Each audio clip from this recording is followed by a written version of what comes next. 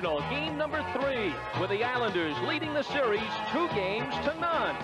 Tonight, we're at the Nassau Coliseum in Uniondale, Long Island. It's Game 3 of the Stanley Cup Final on USA.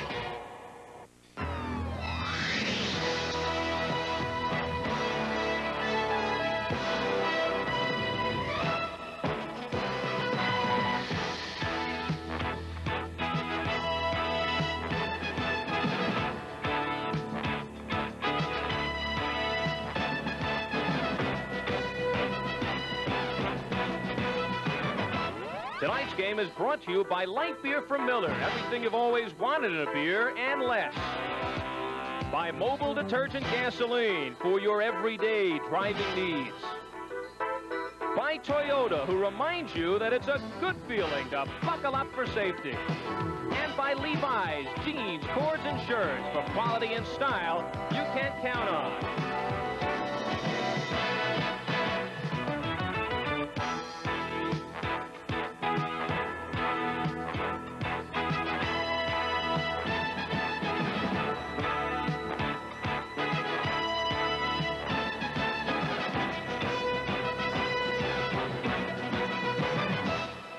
Good evening, everybody. I'm Al Albert, sitting in for Al Troutwig on another assignment, along with Dan Kelly and Gary Green, and welcome to game number 3 of the Stanley Cup Finals.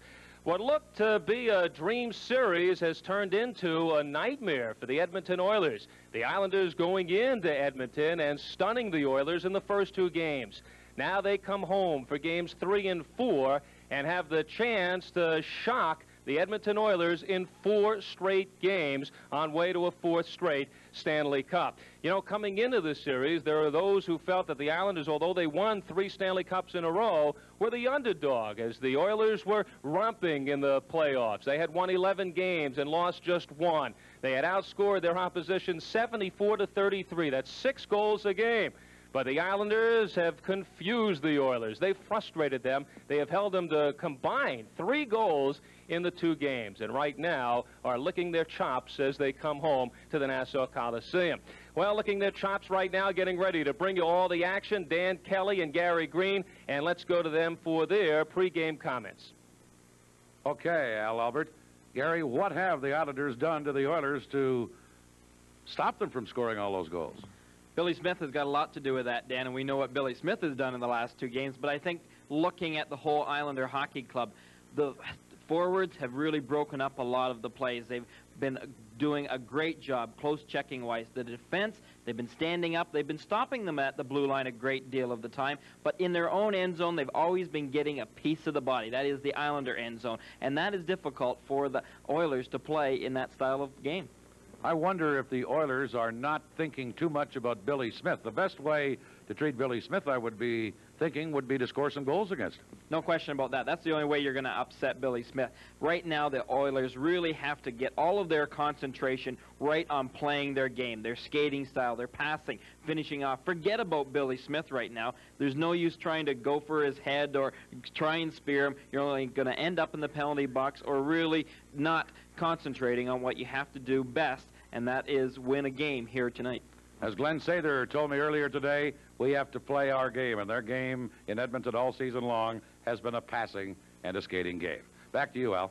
Well, Dan, the numbers certainly stacked up against the Oilers only twice before in Stanley Cup final history. That is, since they've had a 7-game format, has a team come back from a 2-0 deficit to win the Cup. Also, the Islanders, on their march to 3 straight Stanley Cups, have never lost a home game in the finals. That's against the Oilers coming into tonight.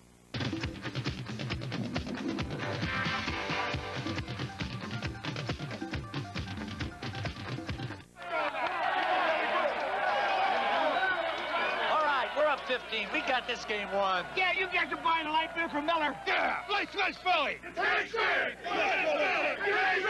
One out to go. Yeah, what can he do to us now? Hey, I'll keep the change. Here's Rodney.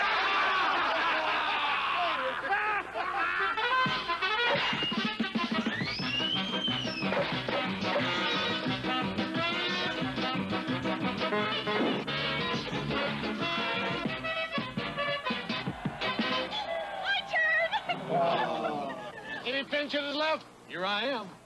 Come on, lady!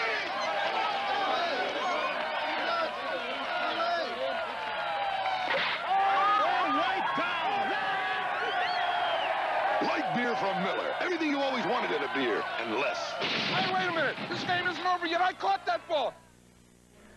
Just about ready to go. Game number 3 of the Stanley Cup Finals. Not only have the Edmonton Oilers not beaten the Islanders during these finals, they haven't beaten them all year. In 3 regular season games, the Islanders won all 3. So you add on the 2 games now during the finals. The Islanders are 5-0 this year against the Edmonton Oilers. And oddly enough, 4 of those victories came in Edmonton. And in doing so, the Islanders have held Wayne Gretzky intact.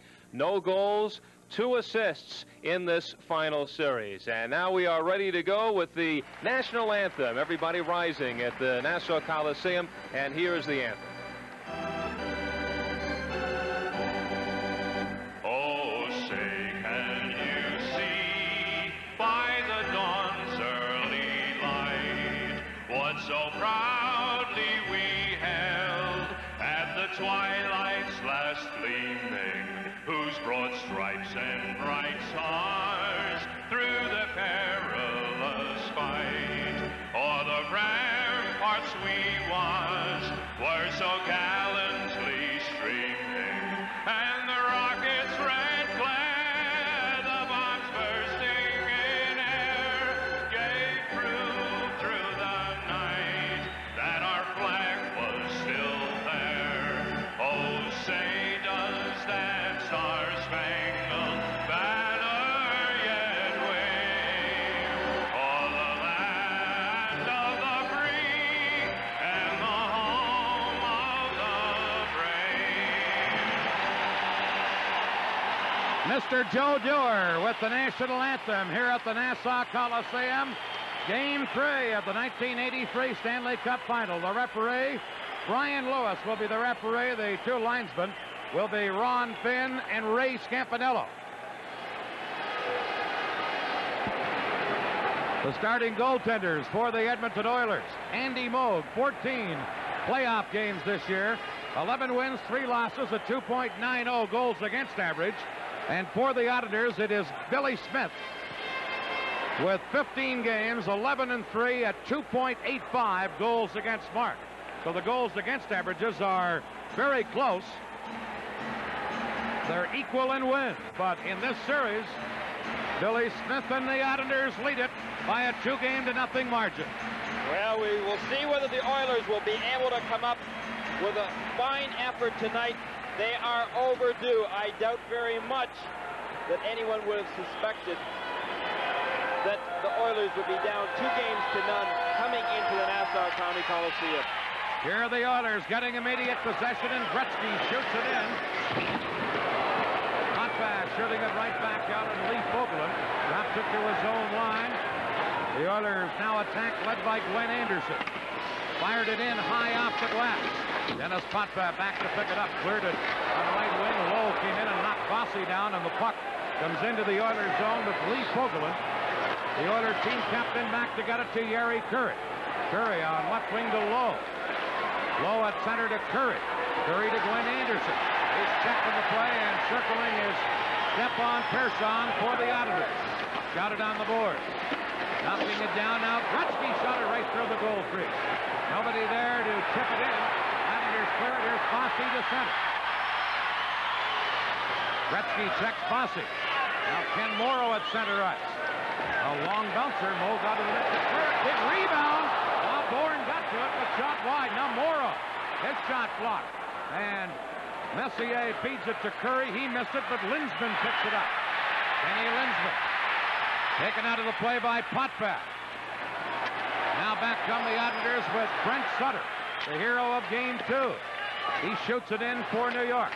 Messier back to get it. Checked by Dwayne Sutter. Don Jackson cleared it on the boards. Now Brent Sutter into forecheck on Lindstrom, and the Oilers come out of there.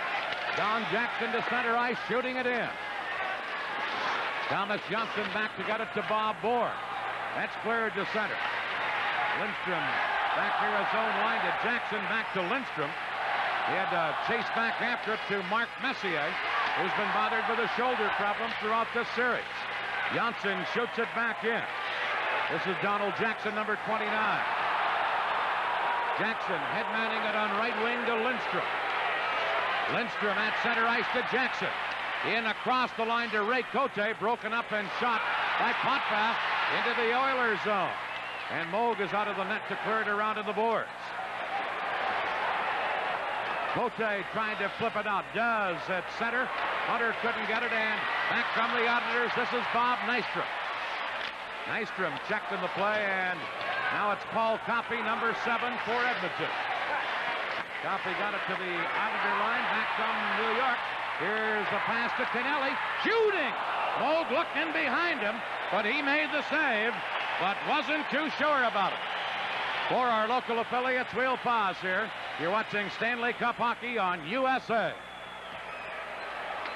Discover a fresh new approach to condominium living at Spring Creek.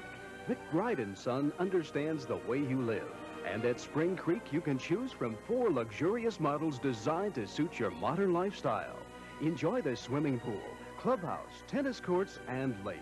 These award-winning condominiums are so beautiful and so affordable. Privacy, individuality, and affordability. McBride understands the way you live.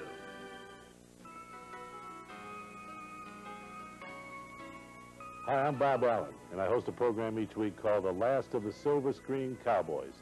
Join us for exciting adventures with your Western heroes of the 30s, 40s, and 50s.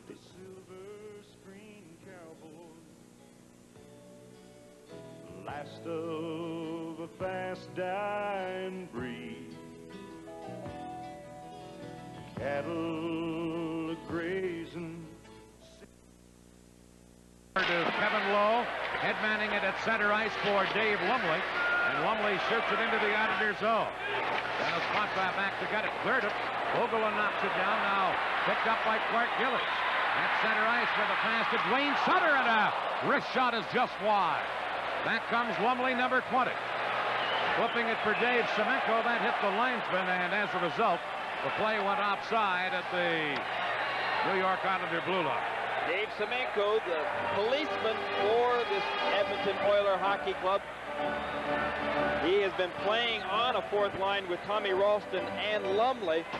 The Oilers have been going with 4 lines, whereby the Islanders have pretty much stuck with their 3 lines using Merrick and Carroll. Carroll especially killing penalties. Merrick saw a little bit of ice time during the first 2 games. Here's Bryan Trottier, who's dominated this series by winning faceoffs. He wins another one. Back to Persson, now to Trottier, over to Bossy. Bossy got it to center, was checked in number 17. Jari Curry drops it to Charlie Huddy. Around in the boards to Coffey. Persson held it in. To Trottier, to Kallur. His shot blocked by Huddy. Now centered. Bossy was too well checked in front of the net. Dave Langevin trying to get it in front. Andy Moog pokes it away. And here's Gretzky working it to Anderson, number 9. His shot is a high one. It went over the glass, up into the crowd.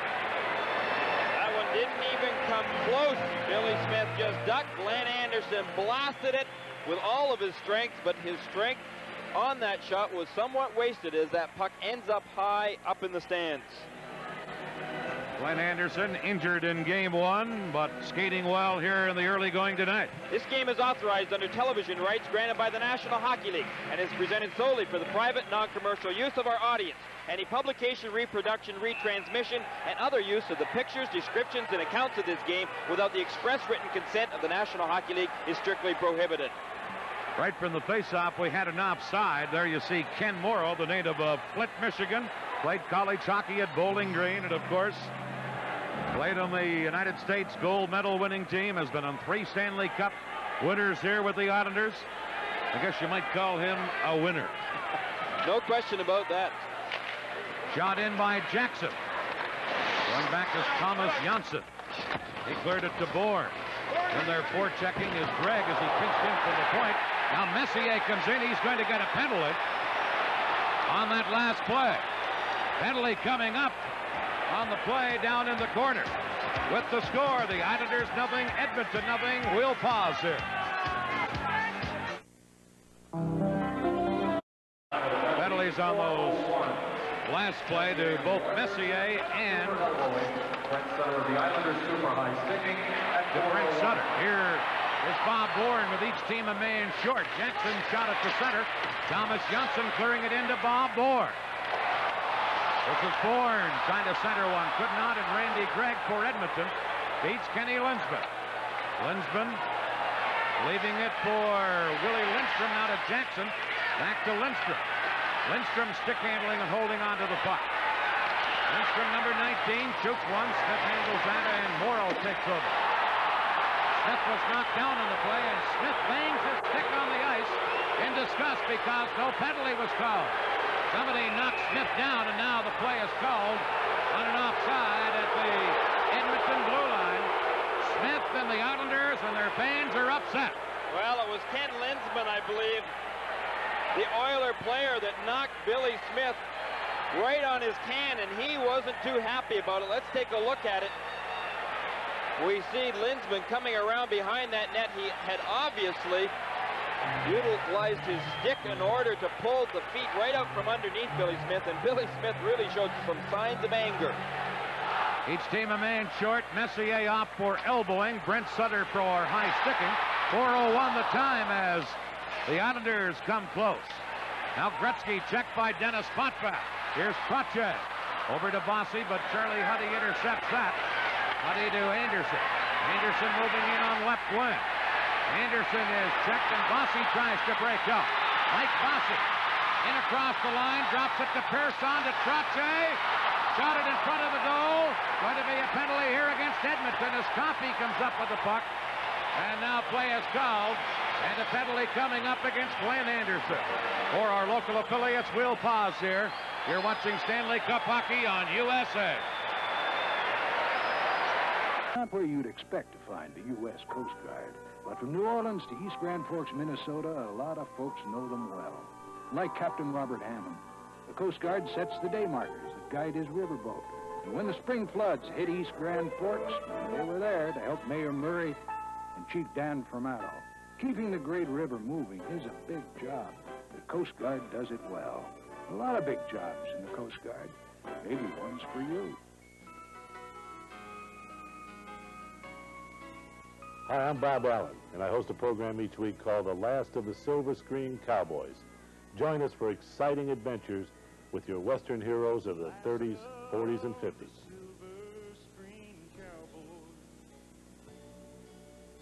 Last of a fast dying breed, cattle grazing. Power play. Denis Potvin leads the rush. Shooting it in, low back on the boards with Bossy. Low clearing it. Jonsson now held it in for the Islanders. Again, a play is called. They rule the puck was hit with a hand pass from one player to another, and play is stopped. Jari Kurri, Glenn Sather said that through the course of the season that Jari Kurri was probably his best two-way hockey player on his team. Definitely offensively, he has played extremely well with Gretzky this season. Defensively, he has shone as well. The Islanders in the playoffs have 18 power play goals, a 24.7%, but in this series, they are 0 for 7. The Oilers also have not scored in the power play. Here's Andy Moog clearing it down the ice, and Denis Potvin goes back to gut it. Here's Potvin. Trying to flip it in, broken up now. Butch Goring, number 91, has it. Brent Sutter is back on along with Messier, so it's a 5 against 4 power play. Here's Goring back of the goal. Jackson rides him out of the play. Puck cleared, held in by Potvin. Moving in, shooting, and he shot it wide as it deflected. Thomas Jonsson into the corner. Nystrom knocking down Big Jackson. Here's Butch Goring. Back to Jonsson. Now to Nystrom. In front to Goring. That's broken up, and Jari Kurri cleared it away for the Oilers. You notice when the Islanders get possession of that puck in the Oiler end zone on the blue line, they immediately move to that middle ice area. They're also looking to beat Potvin on the point. Islanders lost it, now get it back again as they feed it into Butch Goring. Goring shooting it in behind the goal. Jackson there for Edmonton. Here's Tonelli getting it to Persson. Over to Potvin. Potvin back to Persson, a drive, Moog to save, rebound. Jackson trying to cover up. Loose puck still near the Edmonton goal. And Jackson shot it away to Hunter, who cleared it to Sutter. The Islanders came close there. Now Goring beating Potvin. Across the line, Greg shot it away, and now Anderson is back on out of the penalty box. Lead pass to Anderson. Goes down into the Islander zone. Persson back after it. And an icing call, or an offside call now against the Islanders. We're live in New York on Long Island, and there's no score. I'm Paul Williams, composer and Grand Prix driver. This is the 1983 Celica GTS. Some good-looking car, huh? And excuse the expression, it isn't short on performance. Watch this. That's Paul. That's the Celica. And for 83, the Celica GTS has a new independent rear suspension, electronic fuel injection, and even more horsepower. You know, when I drive a Toyota Celica, I'm 6'2", Dan Gurney. Sure you are.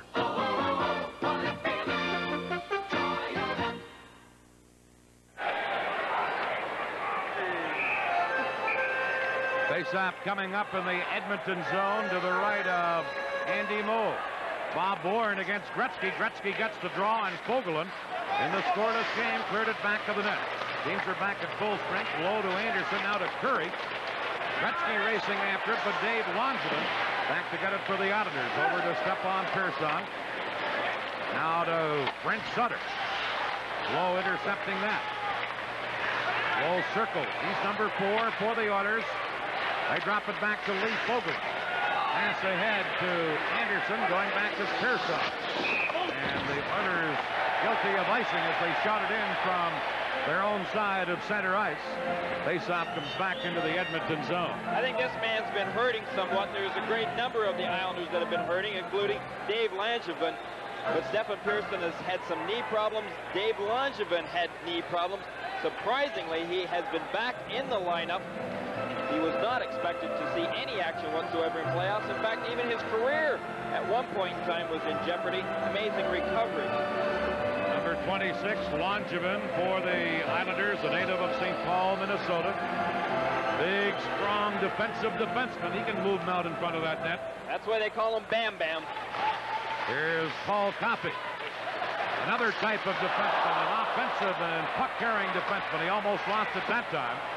Now a jam up on the boards. Clark Gillies pinched in against the board by Nystrom and Coffey. As you look at the professor, Arbour, coach of the 3-time Stanley Cup champion Islanders, trying to put up 4 pennants in a row here at the Nassau Coliseum. I think Arbour tonight, from time to time, would like to get Trottier against Mr. Gretzky. I think he likes that matchup, but then again, he's going to play Trottier a great deal, especially utilizing him for faceoffs.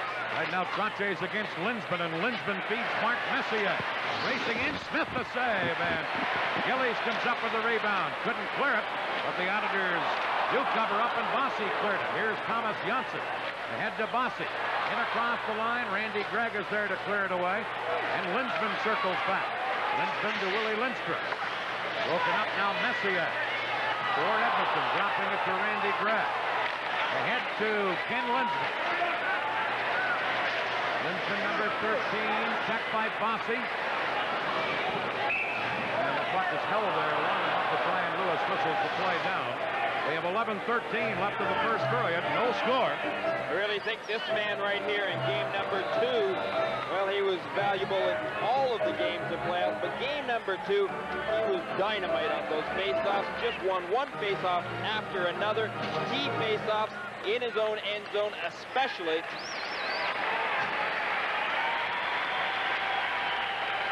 Faceoff coming up in the Islander end of the rink. No score. Here's Charlie Huddy at the point. Smith a save. And Smith very nicely cleared or covered up on the rebound. And now some pushing and shoving in front of the goal. See Gord laying there. He had his stick up high. He was making sure that no Oiler was going to come back in. Take a look at it. Smith makes the save. He has to go to the splits in order to make the save. Watch Lane just off to our right. Charlie Huddy, the man taking that good hard drive. And again, we see it from another angle. Smith splitting his legs.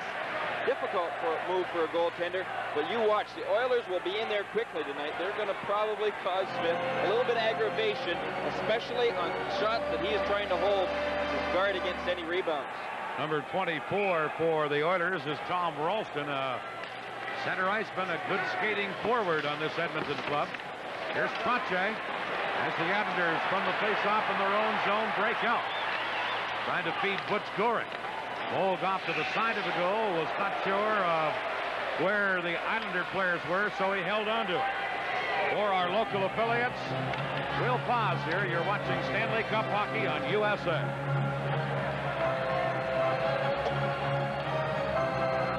One of the main factors for the playoff success of the New York Islanders this year has been the line consisting of the Sutter brothers, Brent and Duane, along with Bob Bourne. They have accounted for 68 points in 14 games. And Brent Sutter, the hero of game number 2, with 2 goals and 1 assist. And Brent Sutter will be my guest in between the first and second periods. Also a look at the top candidates for the Vezina Trophy, top goalie in the league. Play underway as Paul Coffey lets a shot go. Smith stopped that. The Oilers with pressure on, but now Potvin was able to clear the zone for New York. Coffey shot it back in, and then the play is called. Another of those hand passes, batting it ahead from one player to another. Well, the Oilers showing a little offensive punch at this point. They, I think, Dan, are skating a little bit better than they did in the last half of the game anyway, in game number 2 in Edmonton. And let's face it, they are going to have to skate for 60 complete minutes in this hockey game here tonight. This game number 3, extremely important to them. If they lose this one tonight, I'd say they have got tough trudging ahead in game 4. Face-off as Wayne Merrick will take the face-off just outside the Islander blue line. Merrick is out centering the line with Wayne Sutter on right wing. Clark Gillies on the left side. They're out against the Cote, Hughes, and Hunter line for Edmonton. Here's Clark Gillies. Down it to center, intercepting it there is number 12, Hughes. And the Oilers shoot it in. Persson. Merrick in there to forecheck. The Oilers, number 12 for Edmonton, doing the aggressive forechecking is Dave Hunter. Now some pushing and shoving. And the Islanders weren't happy about the way Dave Hunter came in with some aggressiveness. Stefan Persson, he was in the midst of that. Cote and Hunter. Hunter being the one that is obviously causing the most trouble.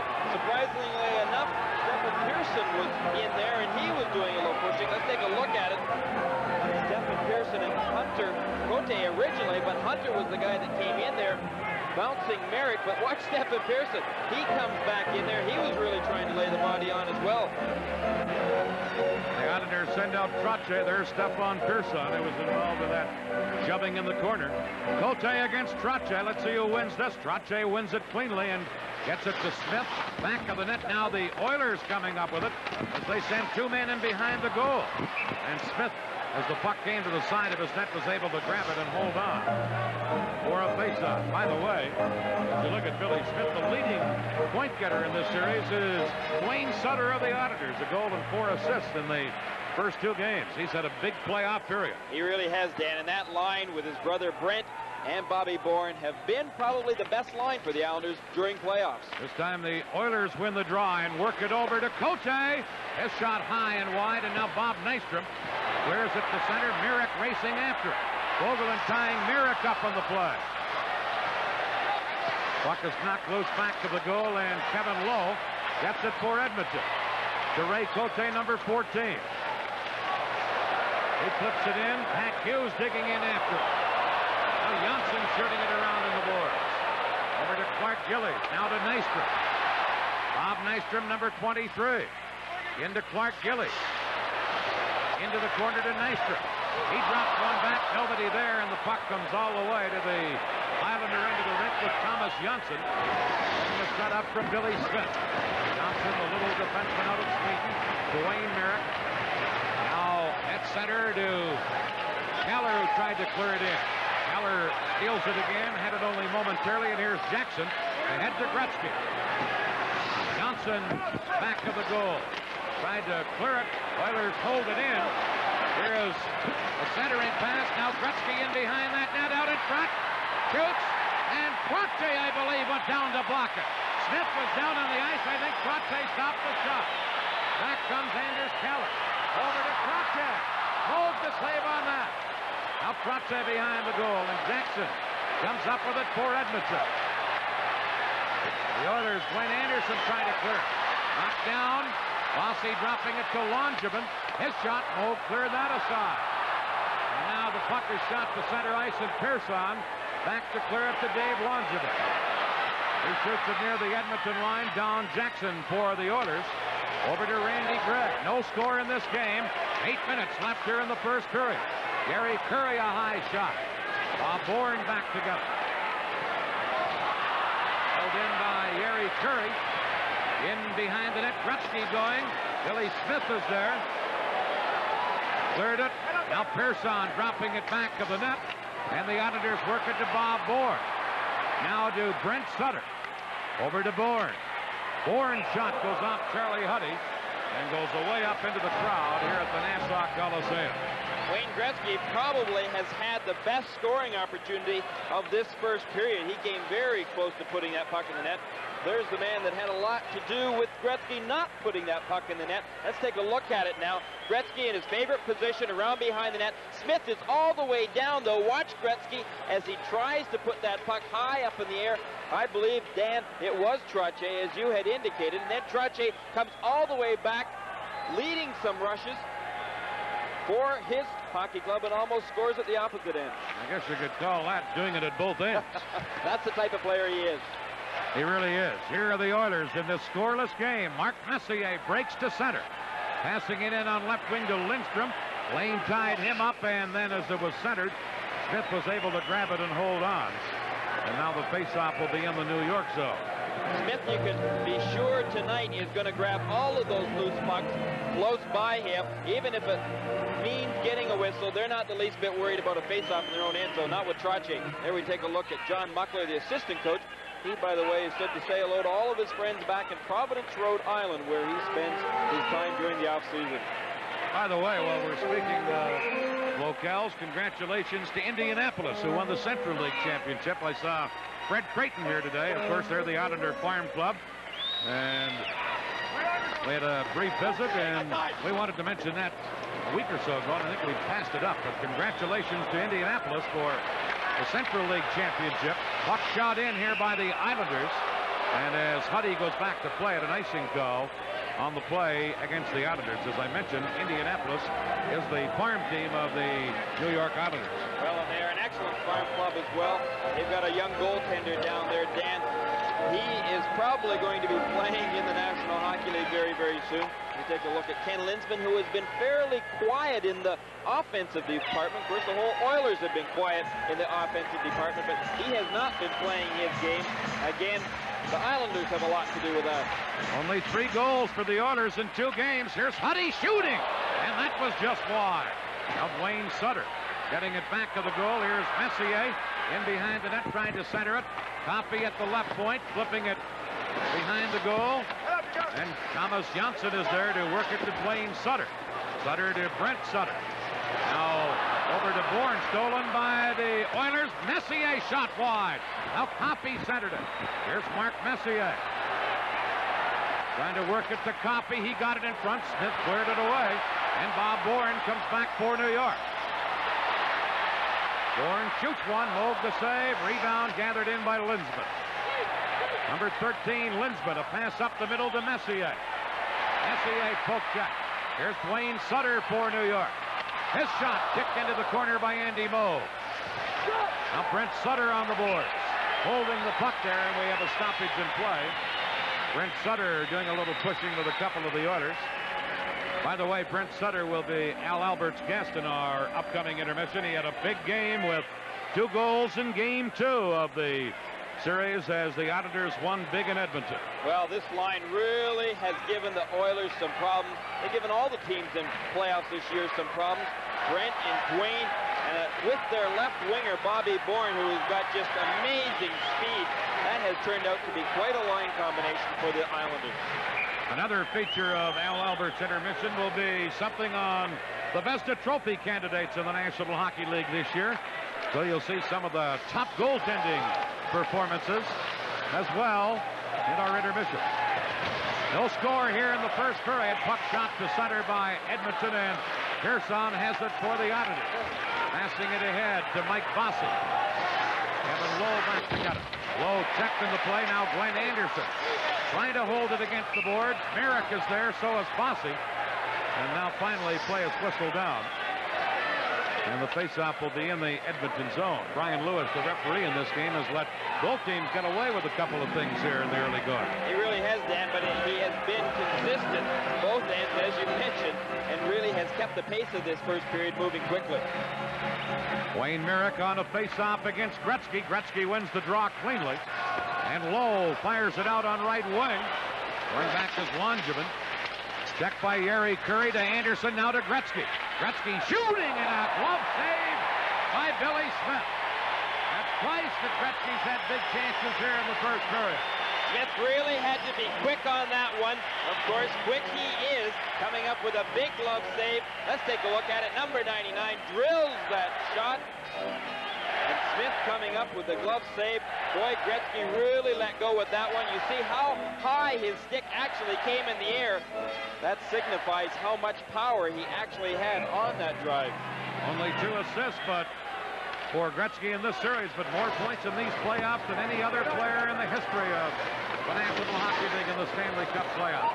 Puck is cleared around on the boards, and play is stopped again, and we'll have another faceoff. Gretzky, as we look at Butch Goring, 12 goals, 24 assists, 36 points. And that's already a Stanley Cup playoff record, eclipsing Mike Bossy's old mark. But only 2 assists in this period, and this guy's had a lot to do with that. Butch Goring, as well as his line mates at normal times against Gretzky, John Tonelli and Bob Nystrom. Well, he can take the rough going as well, Dan. That shows you the type of player he is. There we saw a big hit by Glenn Anderson on Goring. Puck in behind the goal. Dave Lumley coming up with it, centers it to Kevin Lowe. Got it in front end. Gord Lane knocks it down. Now Lane flipping to Nystrom. His shot is wide of the target, but handled by Moog anyway. And Andy Moog held on to it. The National Hockey League Stanley Cup playoffs are coming to you on USA. This game is scoreless. At the point, a shot for Edmonton. Now Dave Lumley trying to center it. Butch Goring cleared it away. And John Tonelli then does shoot it to center ice. Number 4, Lowe is back to get it. No score in this game. Lowe to Potvin, stolen by Butch Goring. Goring now to Nystrom, and that's shot back out by Edmonton. With Denis Potvin back to control it. Over to Lane. He flips it in. Potvin. Number 2 for the Oilers, back to pick it up. Round on the boards to Coffey. Nystrom hammered him into the boards. Now the puck is taken by Gretzky. Over to Jari Curry. Curry moving in. His shot went off Potvin. Deflects into the corner, and Trottier is back to get it. Trottier, a right wing pass to Mike Bossy. Bossy dropping it to Potvin. The Islanders work it nicely out of their own zone. Here's Trottier to Tonelli. John Tonelli for New York. Tonelli centers. Trottier, a shot. Moog, a sprawling save on Trottier. And the Islanders come knocking on the door. It really was a good opportunity for the Islanders. John Tonelli, he's been described as some as about as difficult to check as trying to grab a porcupine. He's all knees and elbows. He's really something when he has possession of that puck. But look at that puck as it came right out in front of the net. Gave Andy Moog some real problems. Almost ended up behind him. John Tonelli. And the Islanders came very close to scoring. Meanwhile, earlier, Tom Ralston had a chance. Billy Smith made the save, but it dribbled in behind him, and then Gord Lane had to come back and clear it away. No score here in this first period. Randy Gregg for Edmonton, clearing it to Ray Cote. Cote clearing it in. Here's a chance for Pat Hughes. Hughes in front. Backhander. And Hunter is robbed by Billy Smith. Now the Islanders come back. Kallur trying to shoot it in. Bossy with a drive. Turned aside by Moog. Back is Gregg for the Oilers. This pass to Jackson. Now ahead to Hunter. Number 12, Dave Hunter, who had a good chance moments ago. And Hughes centering one. Cleared, held in by Gregg. Gregg's shot is blocked, and Trottier for the Auditors feeds Anders Kallur. Going back to Gregg to get it, and that's an icing call because the Auditors shot it in from their own side of center ice. Well, Mr. Dave Hunter just had a big chance for Edmonton. He really did, Dan. Some good opportunities at both ends of the ring. Hunter, as you indicated, great opportunity. And then Bossy came right back. Ken Morrow looks like he perhaps on the Islander bench right now is hurting somewhat as well. We know that he came back with some knee surgery. Take a look. We talked about great opportunity by Hunter. There he is, all alone in front of the net. Billy Smith coming up with a save. The puck bounced off into the corner, and then it came right back. Bossy had a scoring opportunity. Face-off in the Oilers zone. Here's a chance by Lindstrom, blocked at the defense. And now the puck is cleared over the glass and into the crowd. 2 minutes, 53 seconds left in the period. There you see Duane Sutter, a goal and 4 assists in this series, and the leading point getter with 5 on either of these teams. He really is an aggressive, determined hockey player, Dan. He's been doing some great corner work for that particular line. Kevin Lowe, defenseman that doesn't get probably a great amount of recognition offensively, but pinched very well in the dying parts of the game when the Oilers were trying to get some ground into the second game of this series. Here is Kevin Lowe shooting it in behind the Islander goal. Bourne trying to clear it out of there. Lindstrom knocks it down, and now Denis Potvin flips it to Duane Sutter. Sutter shooting it in. Here's Bob Bourne in to get it. Now Duane Sutter, dead center. Fogelin intercepting for the Oilers. Ahead to Messier, number 11. Mark Messier never got his shot away as Denis Potvin played him perfectly. And here's Brent Sutter. Brent Sutter tied up, keeps battling, and now fires it into the Edmonton zone. And Coffey has to go back for it. Coffey to Lindstrom. He missed it, but Lindstrom picks it up. To Semenko on left wing. Big Semenko shooting it in. Potvin back to clear it to Bob Nystrom. Now held in by Lumley. Lumley centering one.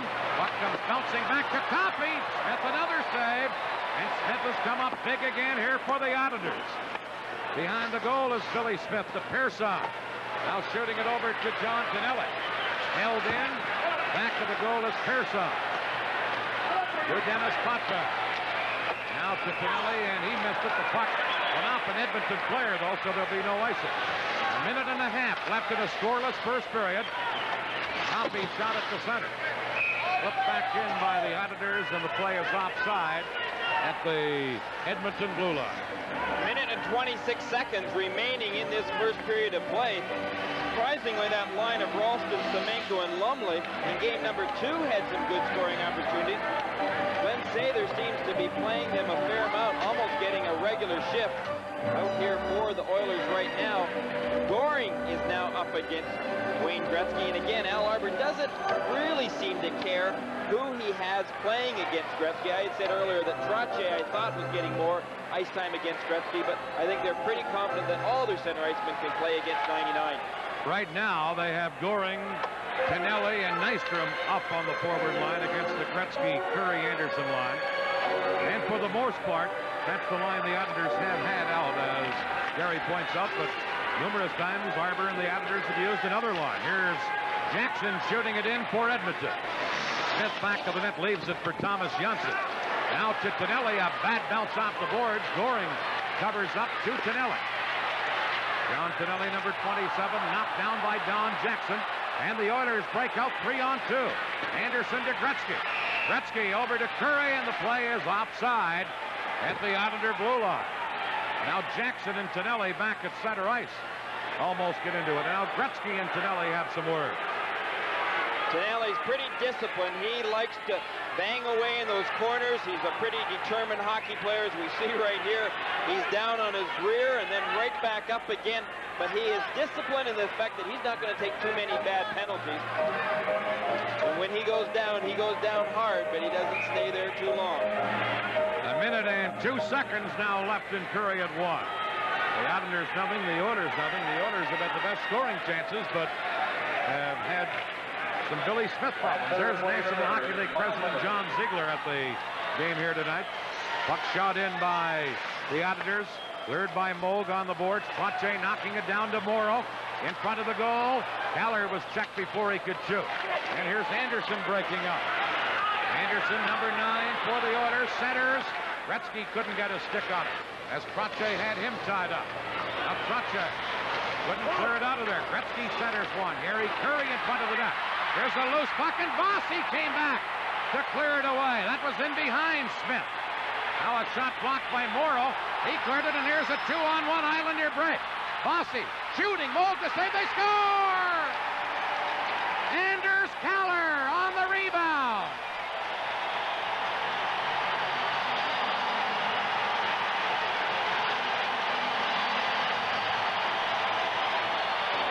As oftentimes happens, we go from one end to another. The Oilers had a great opportunity, but unfortunately it caused a 2-on-1 with Bossy and Kallur. Bossy getting away the drive. Let's take a look at it right from that slot area over to the side.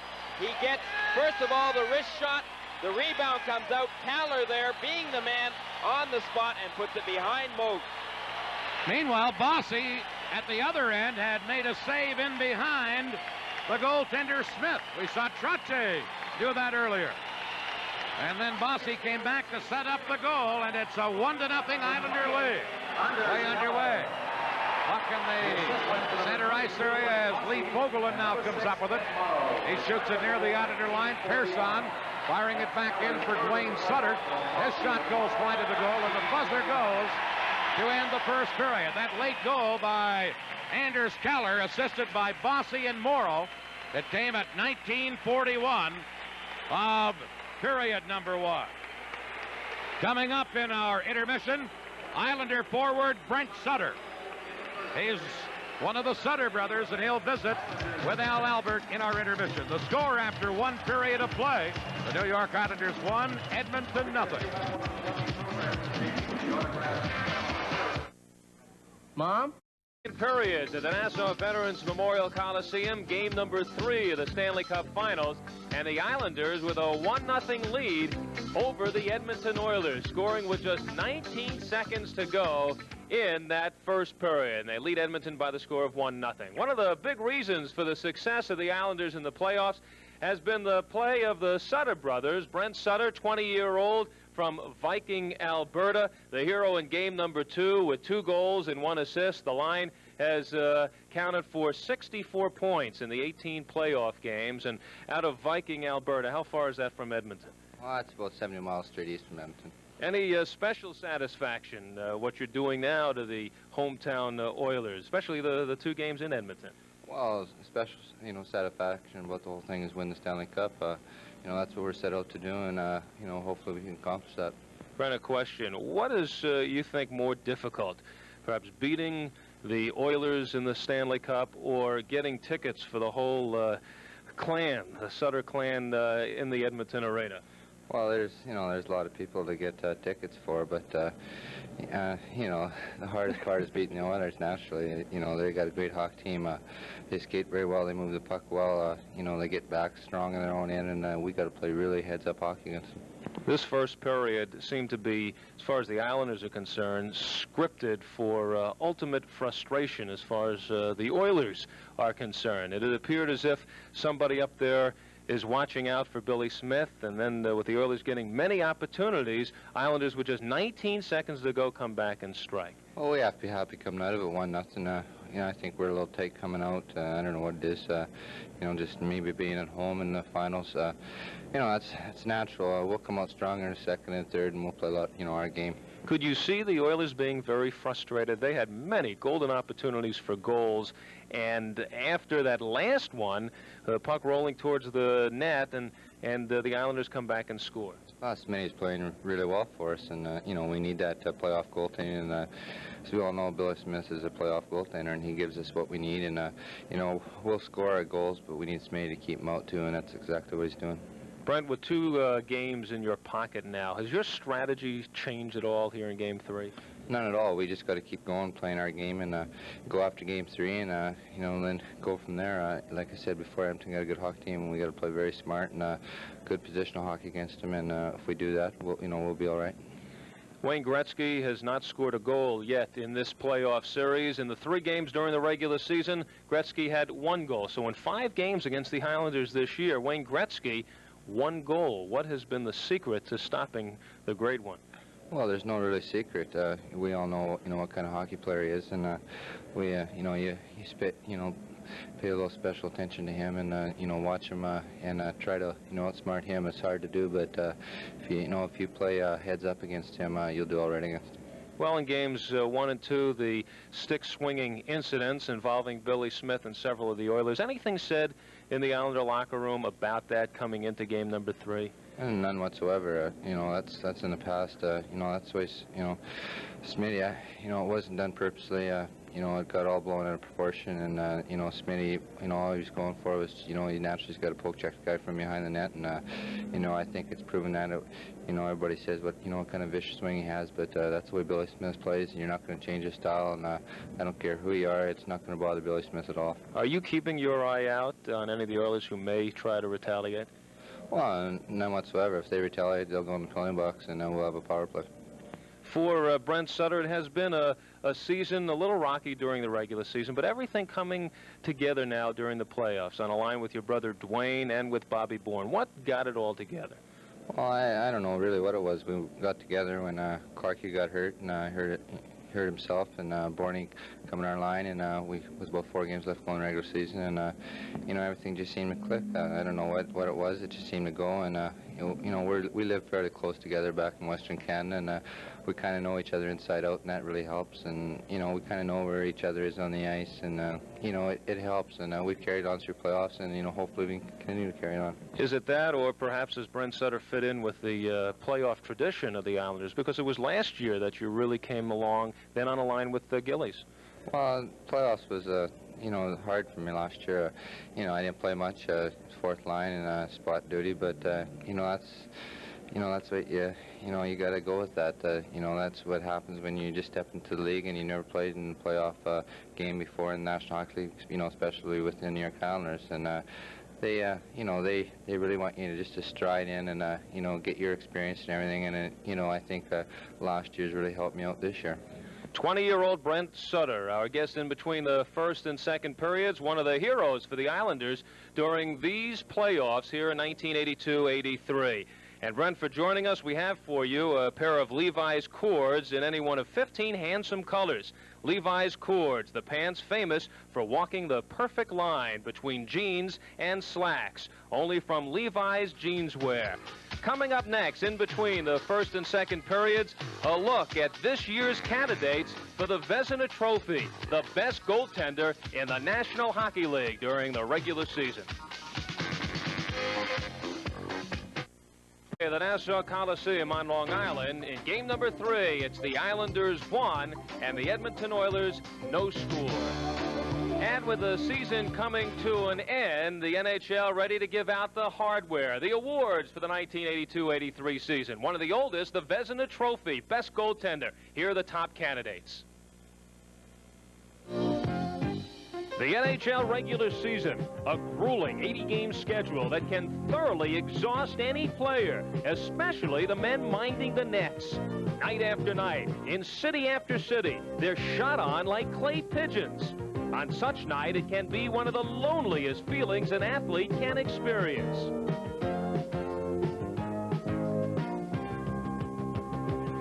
But their efforts don't go unnoticed. Every year, the general managers of each of the 21 NHL clubs collaborate to award the Vezina Trophy to the goalkeeper adjudged to be the best in his position. In addition to the trophy, the winner takes home $1,500 in prize money. One of the standouts in the 82-83 campaign was rookie Kelly Lindbergh of the Philadelphia Flyers.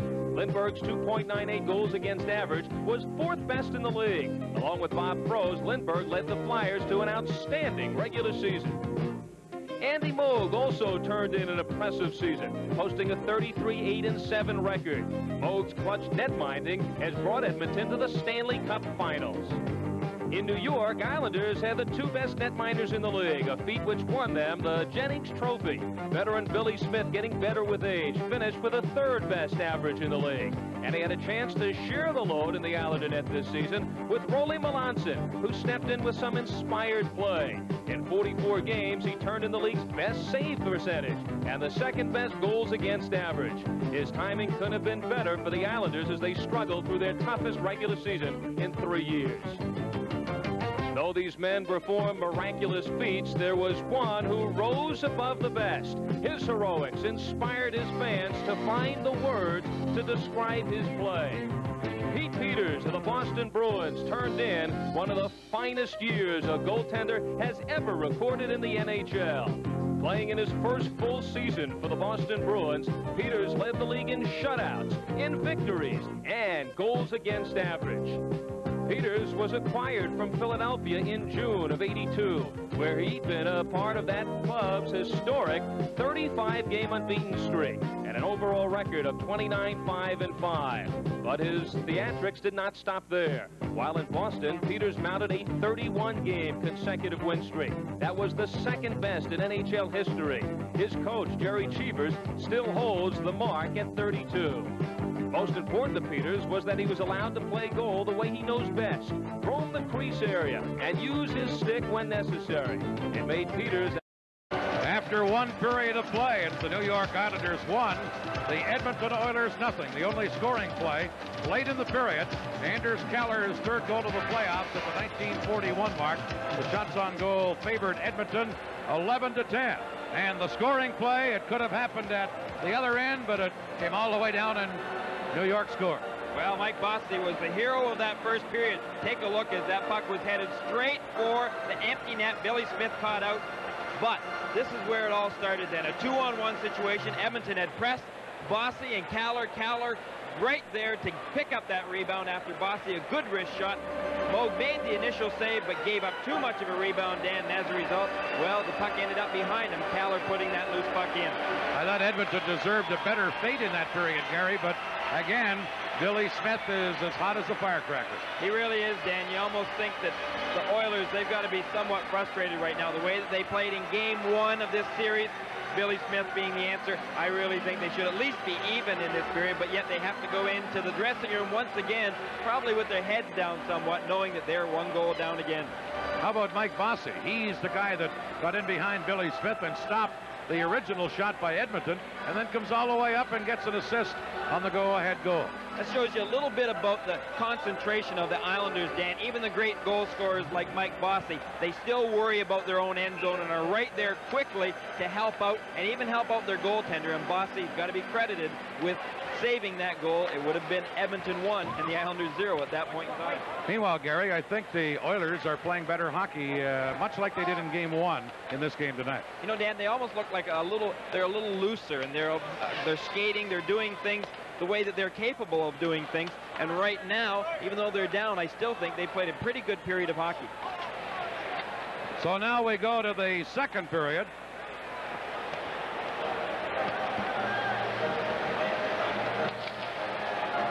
We're at the Nassau Coliseum in Uniondale, New York, the home of the New York Islanders. Islanders won the first game of this series 2-0. The second game 6-3. And they lead here 1-0 as we await the start of period number 2. The Islanders starting the line of Trottier, Bossy, and Clark Gillies.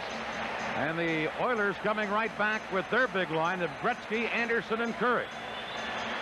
So each team's best head on against each other as the second period begins.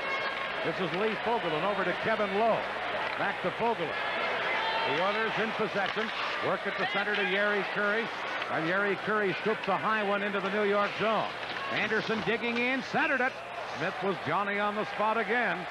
And grabbed that pass out in his glove and held on to it. Once again, Billy Smith, any loose pucks, he's going to grab them. He's going to get that face-off. And we know why, as indicated in that first period. Trottier's so great on those face-offs. Take a look at here.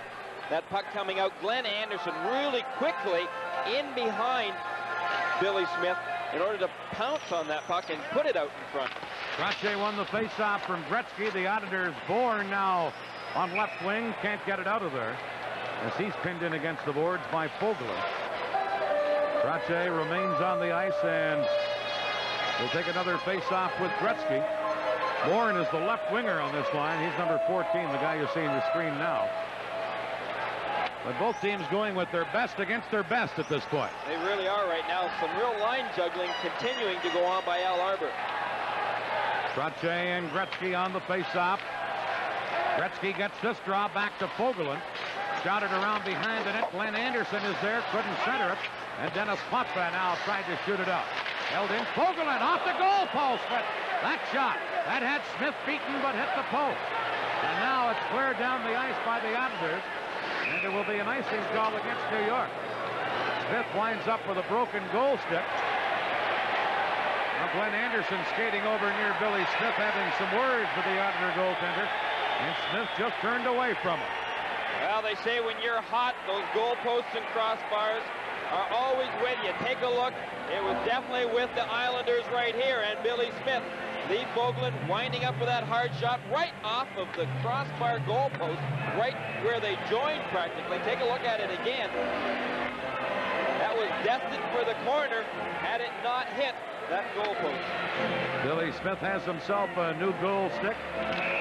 From the faceoff, the puck dropped unfairly. I got a kick out of one of the Edmonton newspapers yesterday. Everybody's heard of the Sultan of SWAT, Babe Ruth, in Edmonton.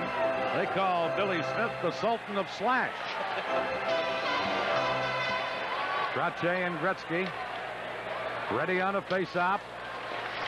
Nobody really wins this faceoff. The Oilers kick it back. Jari Kurri into the corner to Glenn Anderson. Anderson gets it in front. Cleared away by Ken Morrow. Now we're going to have a penalty here against the Auditors. Bob Bourne upending Glenn Anderson, and Bourne will get a penalty. And Edmonton will have a power play chance.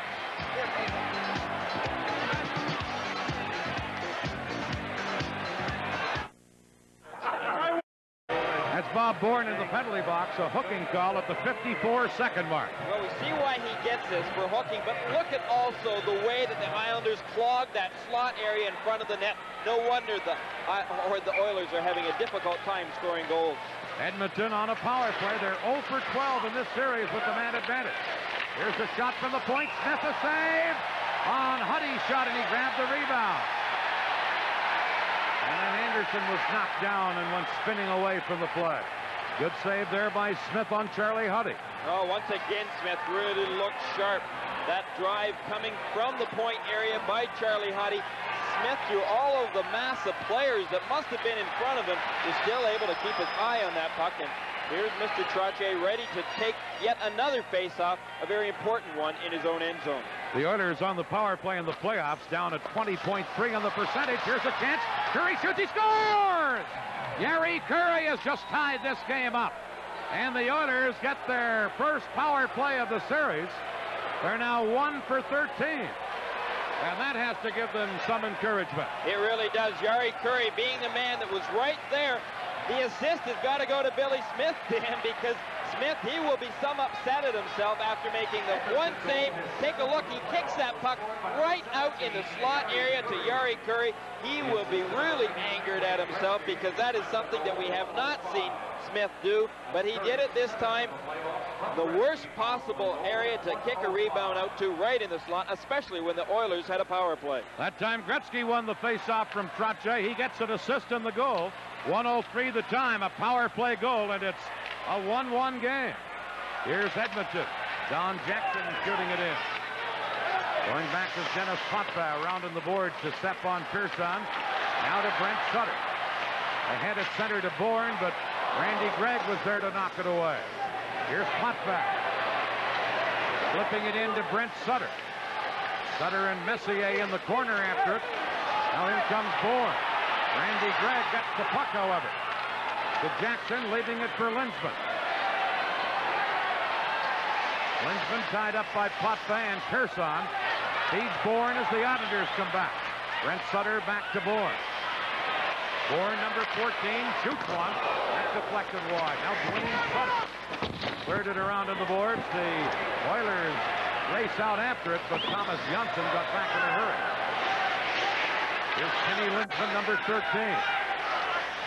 High slip shot. Smith grabs that. Cleared it himself. To Duane Sutter, head-manning it to Butch Goring. Flipped it in. Charlie Huddy knocked it away. Huddy being forechecked by Tonelli and Coffey.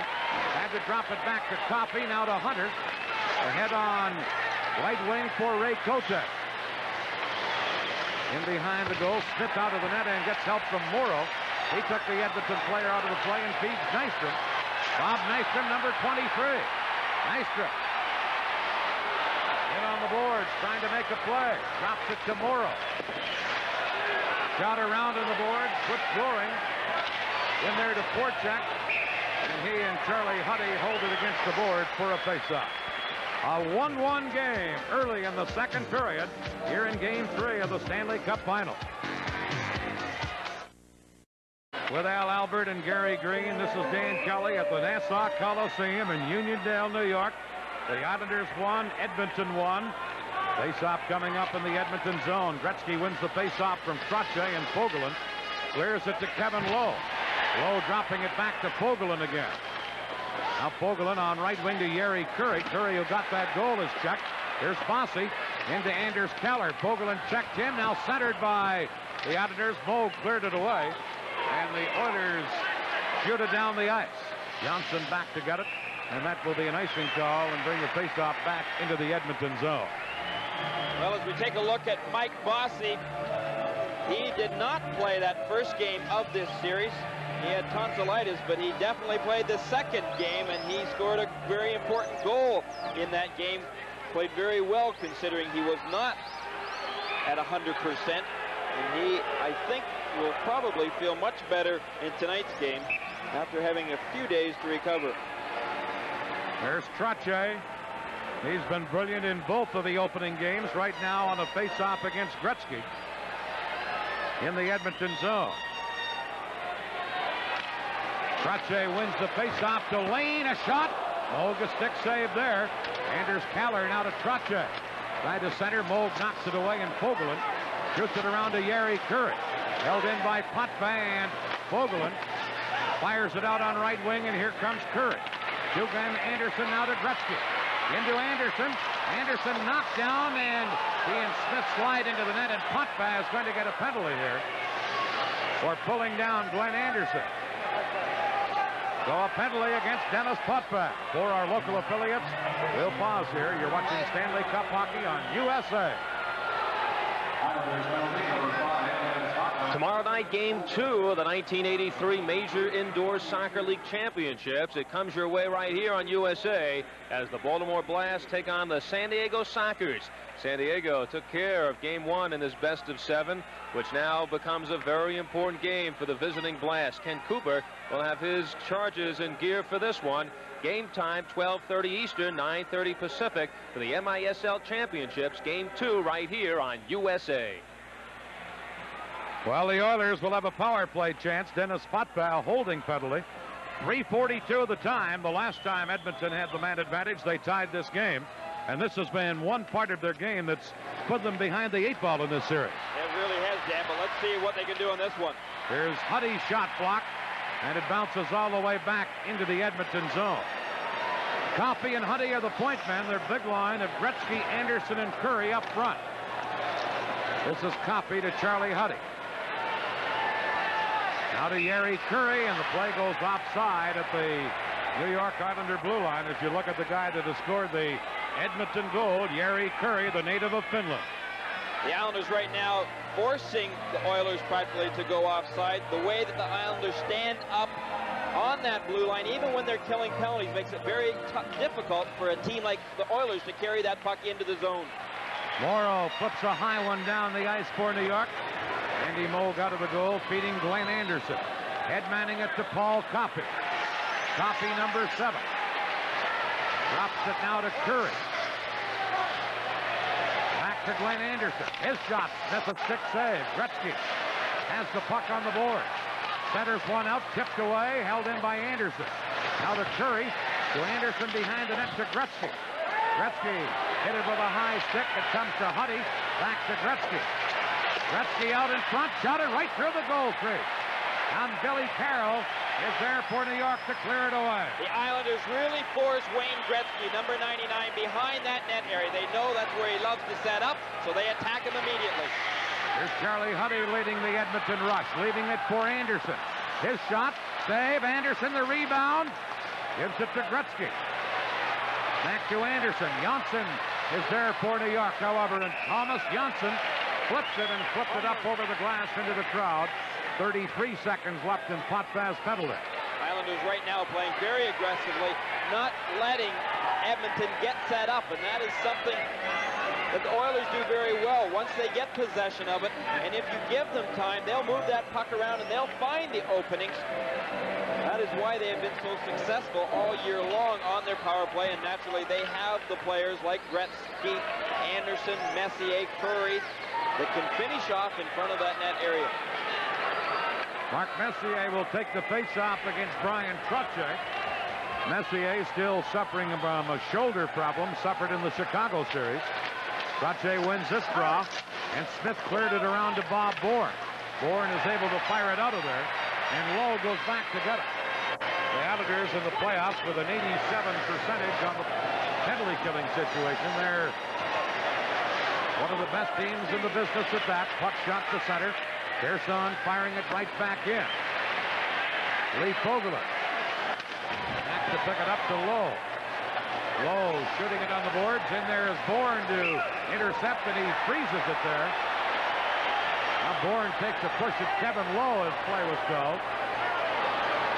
Wouldn't take very much at all. Maybe one extra sub to get these fellas going at it. Hammer and tong. I'm sure tempers are pretty high coming into this game. They'll be higher right now in this second period. Kevin Lowe coming in there after the whistle had already gone. Take a look at it, and adding that extra little bump to Bobby Bourne, who objected very much to that extra little bump. And then we see Lindsman and Billy Carroll getting their sticks and their arms high, but luckily nothing came about from it. Only a few seconds left in Potvin's penalty, as a matter of fact, 2. Bourne will take the face-off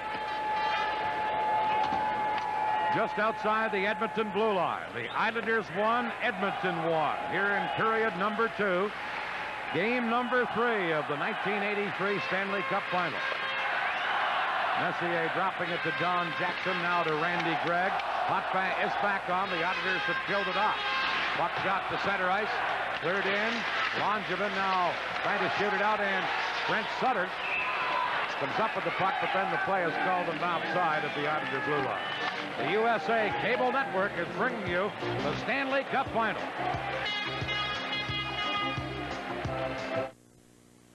In 1935, Easterners came by the busload to discover the West, and along with it, Levi's 501 jeans, the original button-fly, shrink-to-fit cowboy blue jeans.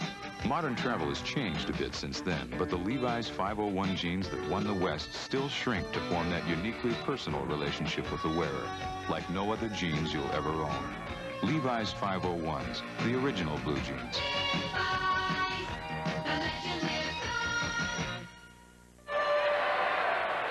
Face-off coming up at the Islander blue line, a 1-1 game. The Sutter brothers and Clark Gillies now up front for New York against Lindsman, Messier, and Nystrom for Edmonton. Dave Langevin shooting it around on the boards to Duane Sutter. Now Persson over to Clark Gillies. Randy Gregg pinching in from the point. Here comes Langevin. And some more pushing and shoving. And as we alluded to about a minute and a half ago, it would take somebody not saying excuse me to break this into a little bit of a brawl. Well, when you take a look, Dan, at that Islander line out there on that particular ship with the two Sutters and Clark Gillies, you're right. It wouldn't take too much for anything to happen. Randy Gregg pinched along the boards, coming low as Clark Gillies was trying to get that puck and get possession of it. Take a look at it way over there along the far boards. Randy Gregg came barreling down, and then Clark Gillies objected to it, got his stick up high, And that's what started the whole episode. Now the Islanders make a change. Trottier out to take the face-off with Linsman.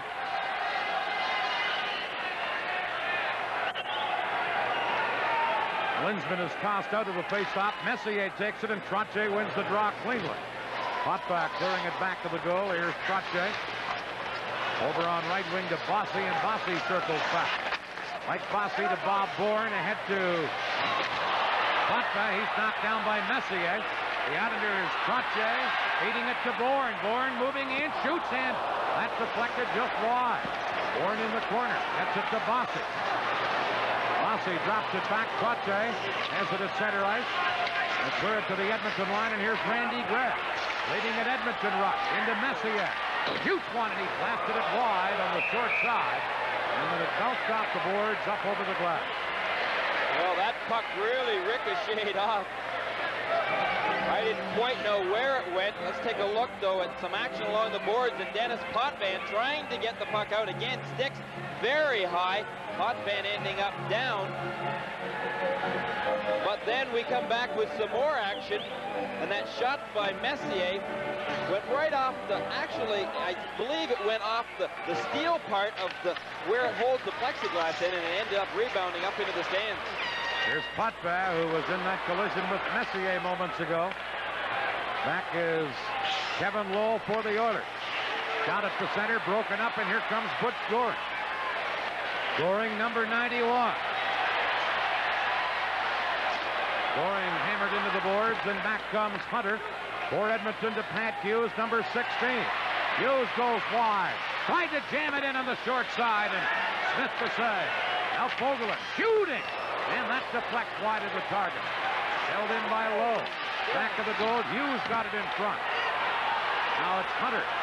Bumped by Nystrom, but flipped it behind the goal, and we're going to have a penalty here on the play, I believe, against Gord Lane of the Islanders. And now Bob Nystrom and Hunter almost got into it.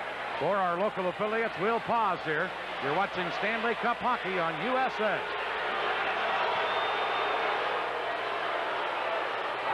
In between the second and third periods, star-studded intermission. We'll have one of the greatest players of all time, Gordie Howe, taking tonight's game in, and he will join me as he watches some of the players passing up some of his playoff marks in this series. Also, with the Stanley Cup luncheon tomorrow afternoon, awards being given out, we will have the winner of the Masterton Trophy here in between periods. That, along with Gordie Howe, next. On that last play, Gord Lane had his elbows up high, an elbowing penalty. 7:31 the time. Here's Gretzky trying to center it. Now Bourne on the boards is checked, and Trottier fires it out of there for the Islanders. Edmonton on a power play. Coffey into the center ice area, gave it to Anderson. He was checked, and back comes Bourne. Bourne lost it. Here's Coffey leading a 3-on-2 Oiler rush. Over to Anderson. Anderson behind the net to Gretzky. Gretzky out in front, and fanning on it was Jari Kurri, who was wide open. Gretzky got the play made from behind the net, but Kurri couldn't finish it off. Gretzky seen Kurri coming into that slot, really reacted quickly. Close call there for the Islanders. Here comes Coffey. Edmonton still on the power play as they center one. Knocked away by Jonsson, and he hit it with a hand pass to Billy Carroll. And that calls play back. Number 99, when he gets possession of that puck behind the net, he sees the whole ice surface. That's why he loves to play there. We saw Jari Kurri coming into that slot area. Coffey, he was the one that started the rush initially. But take a look right now at that hand pass that was coming out. That is the reason why stoppage of play was called, Thomas Jonsson being that man. There's number 99, Wayne Gretzky of the Oilers. Continuing a record-setting pace, although slowed a little by the Islanders checking here in this final series. Minute 13 left in the penalty against Lane. Trottier wins the face-off from Gretzky, and Morrow clears it around on the boards. Linsman jammed in by Jonsson. Now Messier drops it to Coffey. A shot. Smith the save against his chest, and Morrow cleared it away for the Islanders.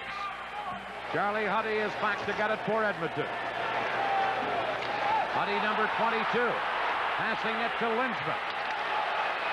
Lindsman leaving it there. Huddy shot. Smith another save, and now they rule it was hit by a high stick. Play is called, and the faceoff will be moved outside the New York blue line. You know, you look at the Edmonton power play, Gary. 1 for 14 in this game, in this series. They did score a goal tonight. As you look at Gord Lane in the penalty box, their penalty or their power play statistics in the regular season, the best in the league at 29.3. They're down at 20.3 in the playoffs. So their power play, particularly in this series, has been one of their problems. Very frustrating for the players and for the coaches who can't do much about it during the course of the game, but watch. I know John Muckler and Glenn say they're having a lot of discussions after that first game, but it didn't improve in the second. At least tonight, they have 1 power play goal. Meanwhile, the Islanders, the best penalty-killing team in hockey, and that could be the reason. Here's Gretzky on right wing to center ice. Gretzky taken out of the play. Puck comes loose to Coffey. Coffey centered. Wide open in front of the net was Messier, and he fanned on his shot. And then the Islanders cleared away. Messier's had 2 good opportunities on this power play. That was a perfect one. He couldn't quite connect. Here's Coffey leading the power play rush again. To Messier, but broken up and shot to center by the Islanders. Charlie Huddy has it there, over to Messier. Messier flipping it in, and he flipped it too high. And over the glass it goes, and now just 3 seconds left in the penalty to that man, Gord Lane of New York. Once again, it appears as though we've got some discussions going on the ice. Again, tempers a little high. Persson and Coffey initially. Bourne involved in it. Lindsman, he also is having some words. The 2 linesmen right now just trying to talk them into playing hockey. Never mind all of this other curricular activities. Take a look here. That's where Messier had the chance and really fanned on. He really did. Had a good opportunity. Smith would not have been able to move that quickly in order to save it, Dan. Lucky for the Islanders that Messier did misconnect. There's Persson for New York as Lane comes back on. Billy Carroll gets the puck into the Edmonton zone, but the play was offside, and hold on, here they go. This has been threatening, and everybody congregates right in front of the Islander bench. Very dangerous place for them to congregate. Billy Carroll somewhere is in the middle of it all. He was the man that originally kind of started the pushing, but we have seen a great amount of this in this game, much more than we did the first 2 periods. First 2 games, I should say, and certainly more than we saw in the first period. We're live in Uniondale, New York. It's the Islanders 1 and Edmonton 1.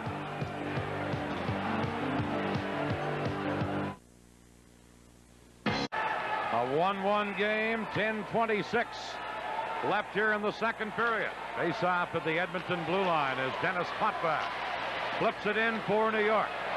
Randy Gregg is there to get it. Gregg shot it to center. Potvin knocking it down. Ahead to Trottier. Jackson checks in. Now Anders Kallur firing it in. Bossy for New York on the boards. Trying to hold it in. Bossy still with the puck. Now gets help from Kallur back to Mike Bossy. Bossy finally checked by Hunter and Jackson. Feeds it to center ice, and here comes Cote number 14 in front to Hunter. Shooting, and Smith went down and made the save, and Trottier comes up with the rebound.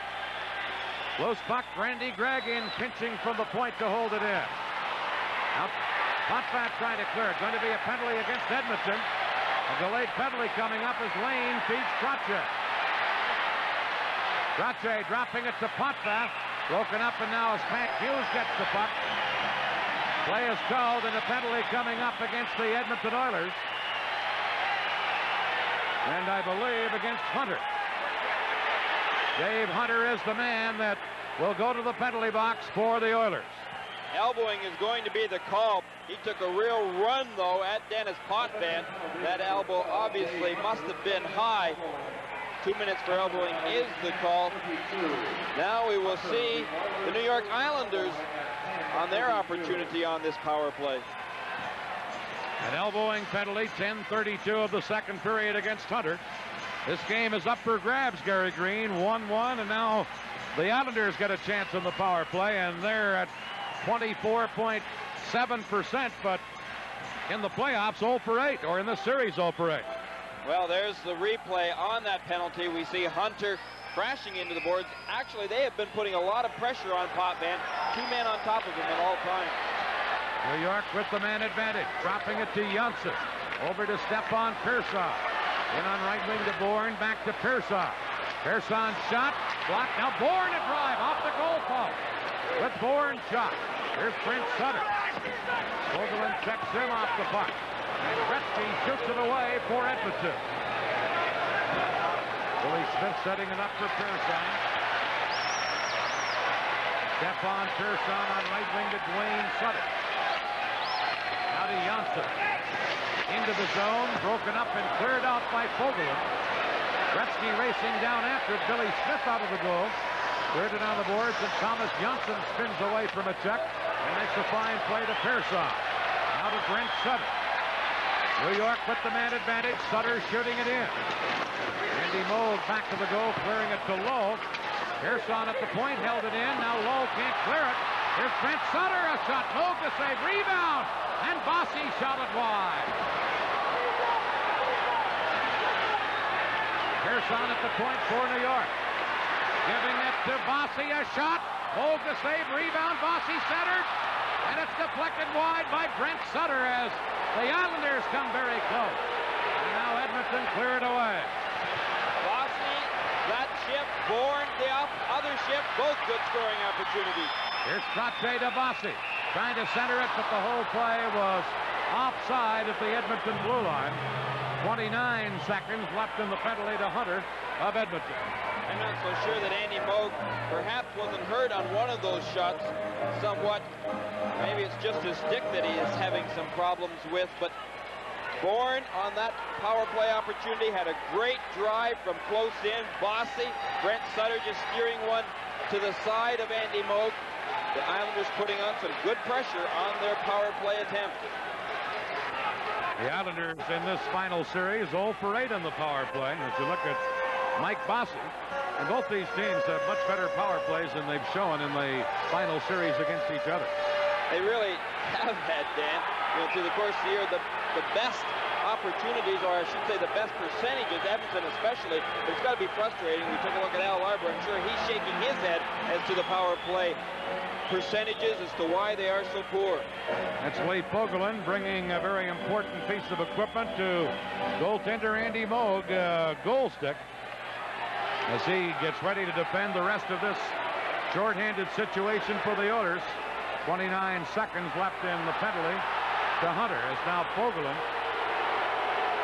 gives some instructions to one of his teammates, Pat Hughes. Puck is in the center ice area. Here's Denis Potvin to Clark Gillies. Gillies trying to center it. Now over to Trottier. Back to Potvin. That shot deflects wide. Persson in from the point, drops it to Bossy. Back to Persson. Shoots one, and that deflected just wide and went over the glass into the crowd. And now we have just 4 seconds left in Hunter's penalty as you look at Pat Hughes, one of the Edmonton penalty killers. Edmonton right now doing a good job of keeping that puck out of the net, but Andy Moog has had some problems in front. He's got big Clark Gillies, who is just now leaving the ice, but Clark Gillies was right in front of him trying to screen, as was Trottier. The Islanders plot, obviously, trying to get that puck back to the point, letting Potvin getting an opportunity to shoot whenever he could, being difficult for Andy Moog to see when Trottier and big Clark Gillies are standing right in front of you. Goring ready on this face-off against Ray Cote. Goring gets the puck into the Edmonton zone, and Randy Gregg has it. Gregg shot at the center. Thomas Jonsson now clearing one. Comes near the Edmonton line. The Oilers are back at full strength. Jackson shot at the center. Jonsson has it there to Ken Morrow. Now to John Tonelli. To Thomas Jonsson. He's upended at center ice. Shot in by Edmonton, but the play is offside. Pat Hughes on right wing in ahead of the pass at the Islander blue line. Well, if Pat Hughes had just stayed about 2 strides back of that blue line, it could have meant a breakaway opportunity for him, but The Oilers did the most important thing. They killed off that penalty. The Islanders once again coming up cold on their power play attempt. Face off in the center ice area. Tomas, Jonsson for New York in this 1-1 game. Gets it to Goring at center, and he shoots it in. All Coffey there to clear it. Taken now by Huddy, ahead to Dave Lumley, number 20. Now to Tom Rolston. Rolston trying to break in. Morrow tied him up. Rolston centered it. Jonsson knocked it down. Now Coffey a shot. Smith a big save on Paul Coffey. And here comes Butch Goring for New York. Goring all over the place as he twists and turns. Now drops it to Morrow. To Jonsson, to Bob Nystrom, who flipped it in. Paul Coffey had a big chance moments ago. Clears one.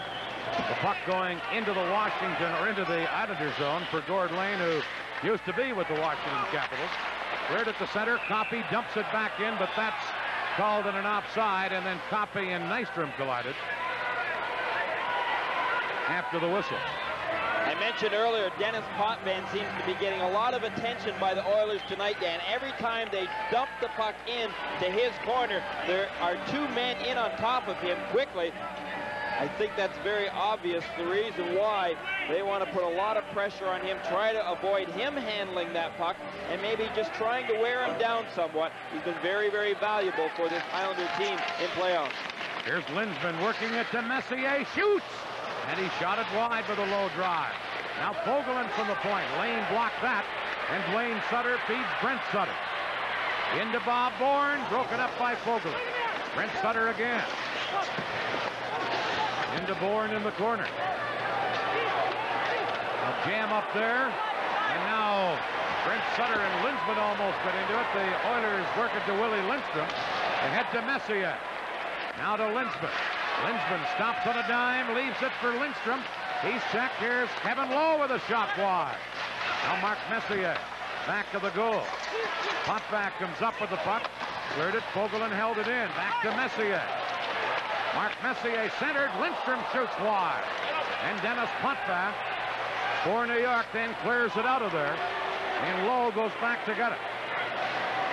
Kevin Lowe, a rink-wide pass around in the boards to Mark Messier. Trottier took it away from him. Trottier to Gillies. He's checked by Lindstrom. Now to Messier. Messier flipping it in. This is Potvin back to get it around in the boards to Ken Morrow. Morrow shot at the center ice. Randy Gregg passing to Gretzky. Gretzky flipping it back into the Islander zone. Ken Morrow trying to clear it. Jackson knocks it down. His shot went off Anderson's stick. Now Gregg behind the goal to Gretzky, intercepting Potvin. Stolen by Gretzky. He centered it, but then Morrow broke it up. And the Islanders are able to clear it. A 1-1 game. Gretzky for Edmonton. Passing to Curry. Jari Curry on right wing. Leaves it to Glenn Anderson. Shot it high off the glass. And Potvin for New York feeds Bossy. Bossy's poke check by Huddy. Now centered it. Right back come the Oilers with Gretzky. Gretzky shoots one. Smith a stick save there. And he grabs the puck back of the net as Anderson went in to try and poke it loose, and then Morrow gave Anderson a poke or a push behind the net. Billy Smith really had to stretch it out in order to hold that puck behind the net area. He has to stay on his side of the goal crease, or the goal line, I should say. Watch as Gretzky takes that shot. Smith deflects it easily off into the corners. But here's where he had to stretch. You notice Smith keeps his foot on in the crease area, but all he has to do is keep his foot actually this side, the center ice side of the goal line, in order to avoid a penalty for delay of the game. Anders Keller scored in the first period for New York. Jari Curry has scored here in the second for Edmonton in a power play, and it's 1-1. As Persson clears at the center to Trottier, now to Butch Goring. Goring trying to drop it back. Semenko intercepts that, and Dave Semenko, number 27, leads an Edmonton rush. Shot in, Smith clearing it aside. Charlie Huddy now behind the goal. Semenko can't get to it, and the Islanders work it to Bob Nystrom. He shot at the center ice. Coffey works it to Lumley, who flips it into the Islander zone. Persson back to clear to Bob Nystrom. Nystrom, number 23. Flips it in. Coffey going back. Coffey with a pass over to Ralston. Now to Pat Hughes. Hughes at center ice. Over to Huddy. Charlie Huddy moving in. Huddy trying to center one. Did. Now Hunter in behind the goal. Here's Hughes getting it in front. Now Tom Ralston, a shot. Smith the save, and he cleared the rebound to Potvin. He tried to shoot it out. Now Cote shoots one, and he blasted it wide. Huddy at the point. That shot wide of the target, and John Tonelli shoots at the center to Butch Goring. Goring with a low shot wide. Nystrom after the rebound, tried to tuck it in under Moog, and Moog made the save, and the Oilers clear it. Puck still in the zone, but Ray Cote comes up with it for Edmonton. His pass to Hunter, number 12. Dave Hunter cleared it behind the goal. Potvin moves it quickly out, and here's Brent Sutter to John Tonelli to Bob Nystrom. Cleared away by Lowe. Now Morrow at center ice shooting one. Hunter gets it and clears it back in for Edmonton. Thomas Jonsson with just over 2 minutes left in the second period, and Nystrom. Intercepting is Linsman at center to Lindstrom, number 19. Willie Lindstrom trying to go around Morrow. Use that long reach in the poke check to break it up. Now Jonsson for the Islanders leading the rush. Thomas Jonsson trying to move in. Backhander, and he shot wide. Bob Nystrom for New York. Holding it in to Clark Gillies. Gillies and Lowe fight for it back of the goal, and the puck is held there. And this game right now is up for grabs and on the verge of going either way. Both teams in a dogfight at this point. They really are, Dan. You know, one thing about the great defensive part of the Islanders is how well they play in their own end zone, but Thomas Jonsson can also play well at the other end. Take a look as he was doing a great job here of handling the puck. Oilers desperately trying to get it away from him. He goes to his backhand, unfortunately for Jonsson, a little wide. But back in the Islanders' end zone, they really clog up that middle ice area. They play extremely low. They force the Oilers when they get behind the Islanders and or net. Here's Denis Potvin from the point with a shot that's blocked, and back come Edmonton. Randy Gregg leads this rush. Gregg trying to drop it back, did to Jari Curry. Curry centers to Gretzky, but it's tipped away, and Bourne leads an Islander rush. Bourne able to clear it in, and Curry, number 17, has it for Edmonton. Checked by Duane Sutter. He tried to center it to Brent Sutter, and Andy Moog grabbed the loose puck and held on, and we're down to 1:14 left in the period. In our intermission, Al Albert's going to talk to a guy that played, a few games in the league. Maybe even set a couple of records. You probably have never heard of him. What's his name? Gordy? Well, how's the last name? Howe. Oh, yeah. I knew it had come to me. What a treat Al Albert will have. I guess you have to call Gordie Howe Mr. Hockey. He really has a name that suits him well, Dan. Jackson for Edmonton. Checked by Trottier. Tried to center it. That's broken up and now cleared, and Glenn Anderson works at the center. Anderson, number 9. Persson rides him out of the play. Jackson gets it behind the goal. Here's Glenn Anderson trying to center. We're in the final minute of the second period. Edmonton trying to put some pressure on. Now Jackson at the point, and big Denis Potvin blocked that. Now Jackson, another drive. Smith the save. Here's Jackson again. To Gretzky, now to Curry. Smith the save. And the Islanders clear it, and Billy Smith comes up big again. Back is Gregg to try and clear it out for Edmonton, and then as the Islanders carry in, the play goes offside. 33 seconds left here. In period number 2 as Wayne Gretzky heads for the Edmonton bench. Number 99 and his teammates really had some good opportunities in close on Smith. Trottier being out there on that last shift against him. Billy Smith coming up big once again, but we noticed on that last shift the number of good chances close in, and that's where the Oilers are really dangerous, close in around the net. They're quick, they can pass well, and they oftentimes will make that extra move in order to get into a better shooting position. Here's Hughes trying to drop one into his zone. It went all the way back to Moog. Fogelman now to Kevin Lowe. Ahead to number 12, Dave Hunter. Now to number 14, Cote. Cote trying to center. Here's Pat Hughes. Hughes gets it in front of the net. Tied up by Jonsson, and Goring comes back for New York. 10 seconds left in the period. Goring to Nystrom. And Kevin Lowe broke it up and cleared it for the Oilers. Morrow to Jonsson. We're down to 2 seconds left as Jonsson shoots it in, and there is the buzzer to end the second period of Game 3 of the 1983 Stanley Cup Final. The Islanders scored in the first period. Edmonton scored in that second period. 14, Islanders 5. Coming up, our interview with Mr. Hockey, Gordie Howe. The shots on goal in that period favored Edmonton 14-5 in the game. 25-15 in favor of Edmonton, but it is a 1-1 game. After 2 periods, that is the score. Stay tuned for Al Albert's interview with Mr. Hockey, Gordie Howe. 2 periods at the Nassau Coliseum. It's the Islanders 1 and Edmonton 1. Jari Kurri early in the second period tying this game up at the end of 2. Against the Edmonton Oilers and the great one, Wayne Gretzky, the Islanders looking to make it 3 in a row on their way to 4 straight Stanley Cups. And Wayne Gretzky, not the only great one in National League history. Another one sitting with me right now. Mr. Hockey is called. We'll take the great one, Gordie Howe. I thank you for joining us in between periods. I know you are enjoying this series, taking this one in, also representing Emery worldwide, and you have a presentation tomorrow. Right. We're going to Mr. Kurri, as a matter of fact. A younger Charlie Huddy, I should say, a young man out in Edmonton, was a plus-minus winner this year. We're very proud of the fact.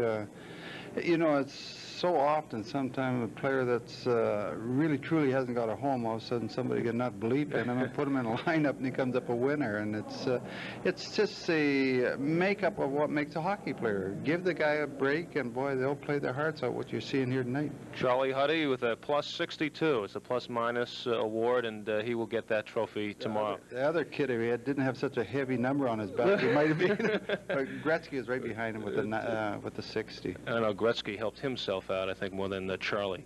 Right. Well, the kid's phenomenal, you know, and it's he made a couple of rushes tonight, and I know there's a young man going to be with the Lanny McDonald who had a fantastic year, and he can attest to the greatness of the kid because they unfortunately ran up against him in the playoffs. He can do everything in the game of hockey. But he has no goals against the Islanders, Wayne Gretzky, in these 3 games, and tonight had several very good opportunities. When does the frustration of being stopped time and again get to you? Well, if you're strictly a goal scorer, yes, it'll get to you immediately because that's your main support of a living, I guess. But when you're a playmaker such as he, and I think knowing the kid since he was 12, I do believe that he gets just as much a thrill out of setting somebody up because not only does the team, you know, are rewarded by the goal, and goals are what win games, but what happens is the first guy to get thanked is the fellow who sets the individual up, and he kind of likes that. And I know I see him, you can tell that when he gets a little fidgety out there, the gloves, the elbow pads, the skates, and then back to the helmet, and you can tell when a little bit of pressure's on. It's not really true pressure, I don't believe, with the Wayne Gretzky. What I do believe is the frustration of not being able to do more for his teammates, and gosh only knows how much he's done over the few years, and for hockey itself. If I had his record right now and never scored another goal for 2 years, I'd still be ahead. What are your thoughts after the first 2 games? Well, the first 2 games they're surprising. Naturally, I never got out west. I understand Edmonton were just flying, and then the Islanders went in and dictated the play of the game, but I also believe that the fans in Edmonton, to their excitement and almost putting their team up on a pedestal, made them a very nervous bunch of young men, and they fought the nerves. They played a very good game the first game, and I thought with any luck at all, as tonight, they've hit a couple of goalposts. They could be leading this game too. But the second game, the Islanders just played a superb hockey game. They could have played the Russians and beat them that night. Who do you like in this series? Well, you can't overlook the Islanders. They definitely got home ice advantage, and they're veterans, so I don't think the home is bothering them that much. If Edmonton's going to sneak out with a game, they better do it tonight, because if they lose tonight, you know, this is a veteran team, and if they get by the throat, they kill. They go out there and they get one goal up, and pretty soon you blink an eye, which I can do very easily, and all of a sudden they're up 3. So I'd say if Edmonton's going to do it and prolong this series to 6 or 7 games, they better win tonight. Well, Gordie Howe, in your great career, you have delivered many messages on the ice. Perhaps in the corner, you might say to somebody, please don't do that again. That's the way you did it. What's your reaction when you see what has gone on, the couple of incidents with Billy Smith? Well, Billy Smith is I think he studied Harry Lumley's films, because Harry Lumley was very similar in the goaltender. That's his territory. You stay out of that, and I'll stay here and you stay out there. And that's basically what Harry Lumley did in practice. Was identical, but with Harry Lumley in those days, they never wore masks. So he showed a lot of guts by doing that, because all of a sudden somebody come in, fire the puck high, and the way they're shooting the puck nowadays, you have to be a little careful. But he's game. He's in there, and never mind the stick swing, and what he has displayed tonight as a goaltender talent has been just fantastic.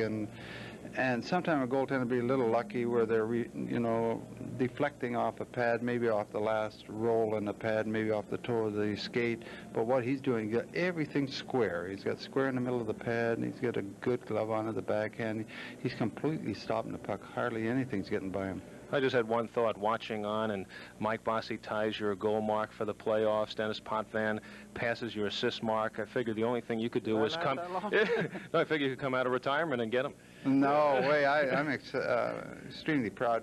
It's you know, with the game being built around scoring, it's really nice to see, because actually the seats I'm sitting in are very expensive seats, and I'm fully entertained. And what makes it is the near misses and the good plays and the goals. So that's more power to those kids. You know, I appreciate Potvin. I definitely appreciate young Bossy.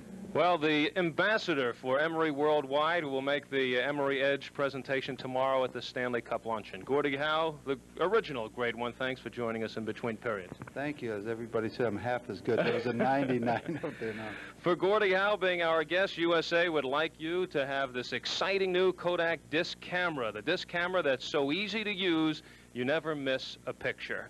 Coming up next, the winner of the 1983 Masterton Trophy. He'll join us in the studio after these words.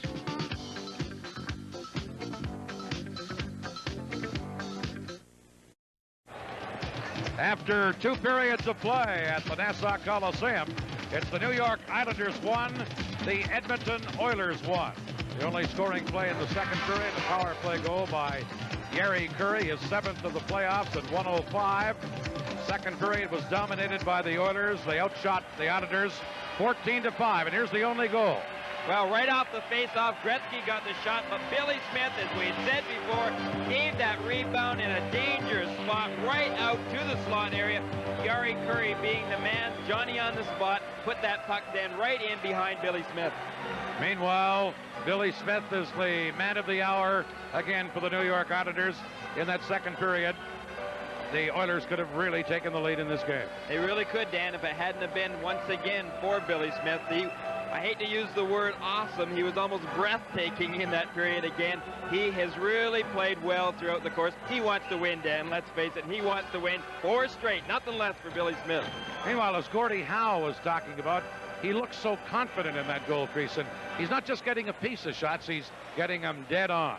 And it's amazing as well how he can keep his eye on that puck at all times. To me, there seems to be sometimes where there's 3 and 4 players in the sight line of that puck, but yet he still is able to somehow get his eye on it and come up with big saves. You know, he can play all different positions. He gets down in a crouch, he's down on his back, but he still stops the puck no matter how you look at it.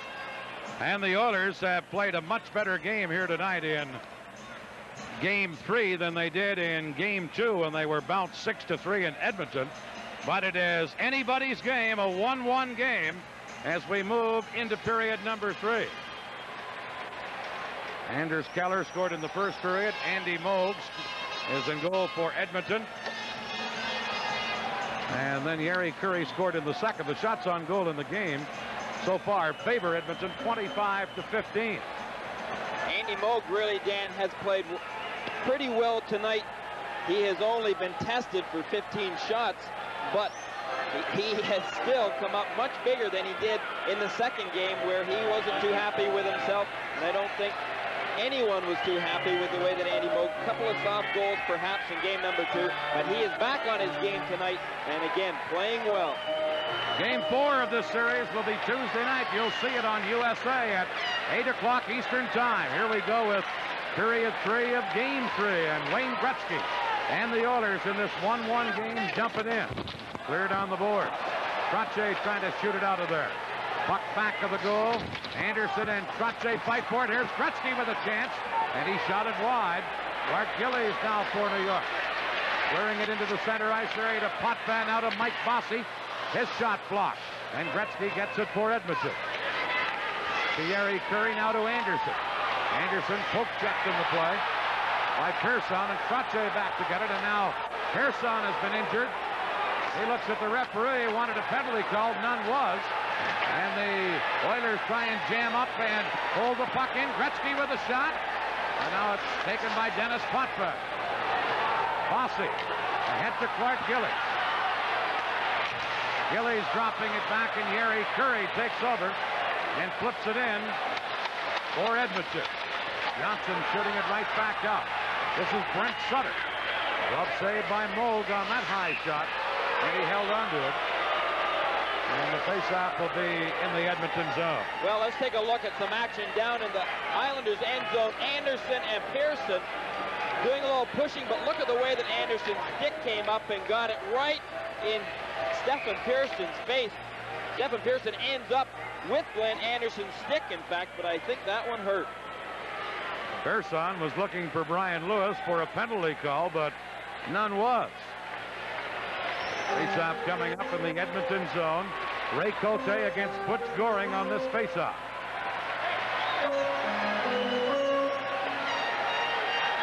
Linesman wrong fin, getting both players set. Puck is dropped.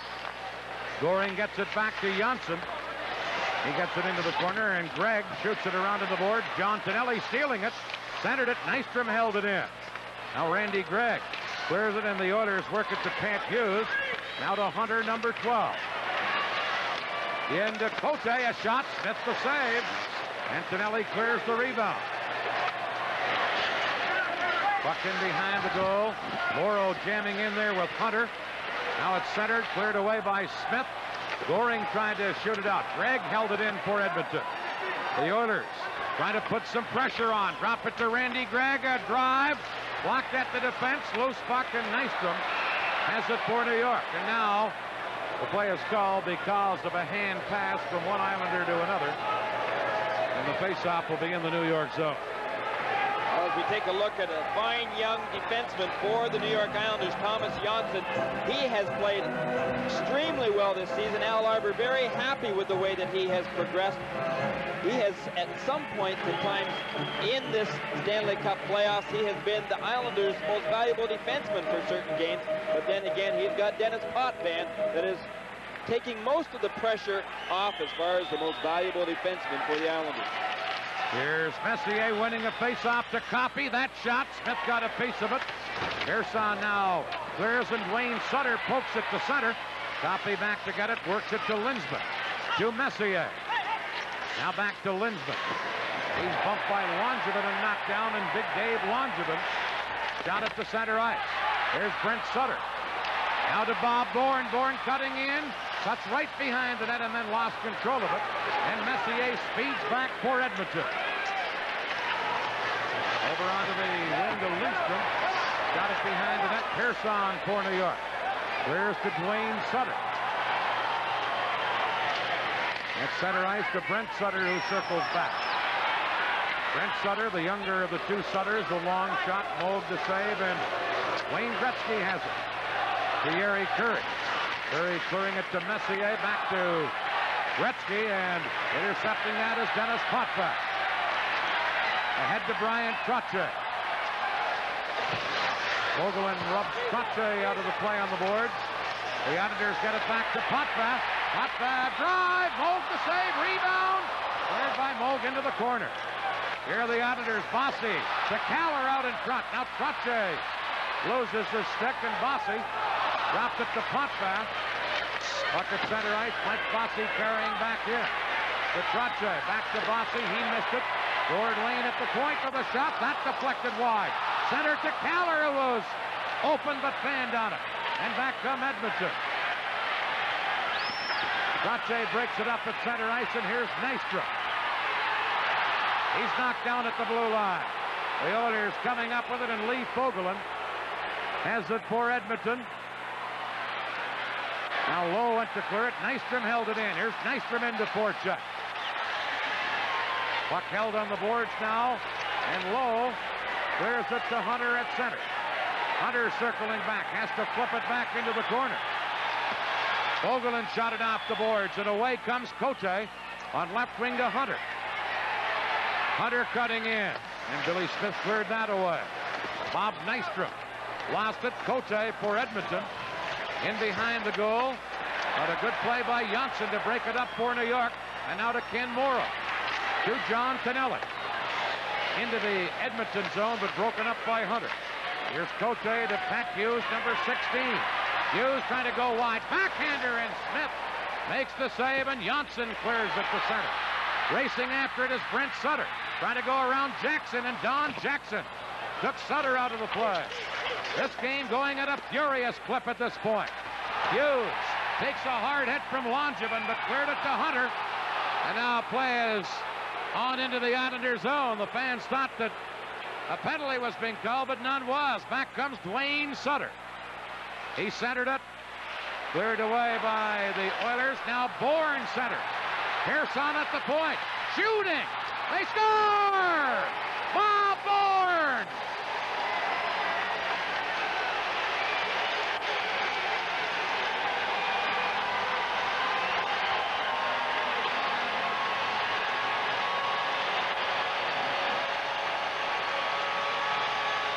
Bobby Bourne standing right on the side of the net as Stefan Persson winds up with that shot. Moog made the save, but the puck bounced over right to the crease area where Bobby Bourne was standing there. He was all alone, except with Dave Langevin standing there as well, almost able to set up a screen for Bourne so that no Oiler could actually get at him. And did you notice how careful Bourne was not to go in that goal crease? He really was, Dan, and that was a very smart move because it avoided perhaps the goal being called back. Islanders coming up once again in a clutch situation with a very important goal. And they love it at the Nassau Coliseum. Listen to them as the Islanders take the lead at 2-1.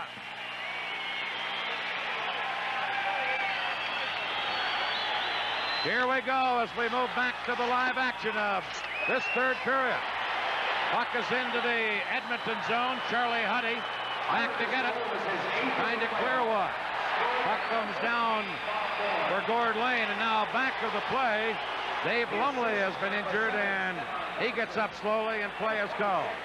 Coast-to-coast coverage of the National Hockey League. Hold on.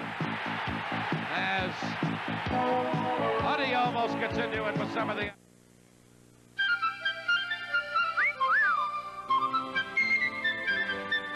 Fresh and clean as a whistle. That's Irish Spring. Fresh and clean as a whistle.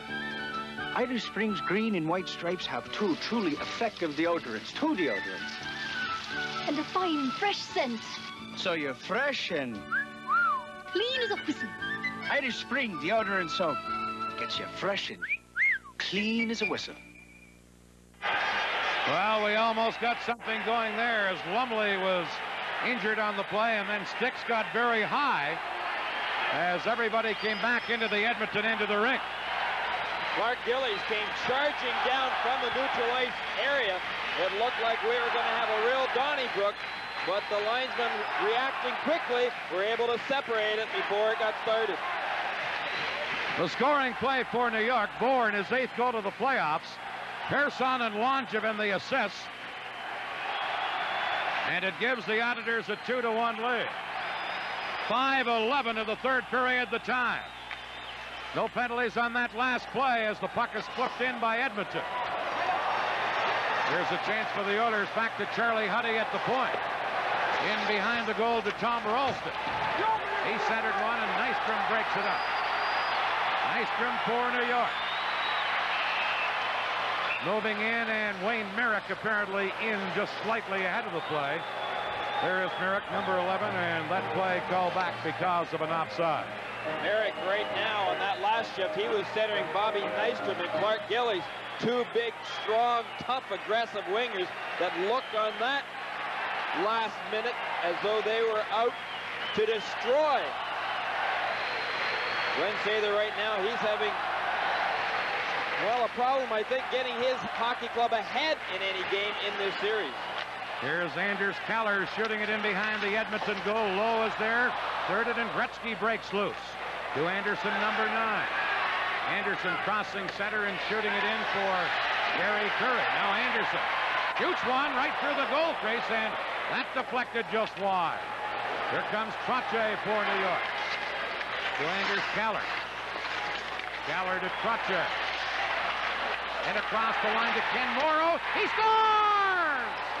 Kenny Morrow!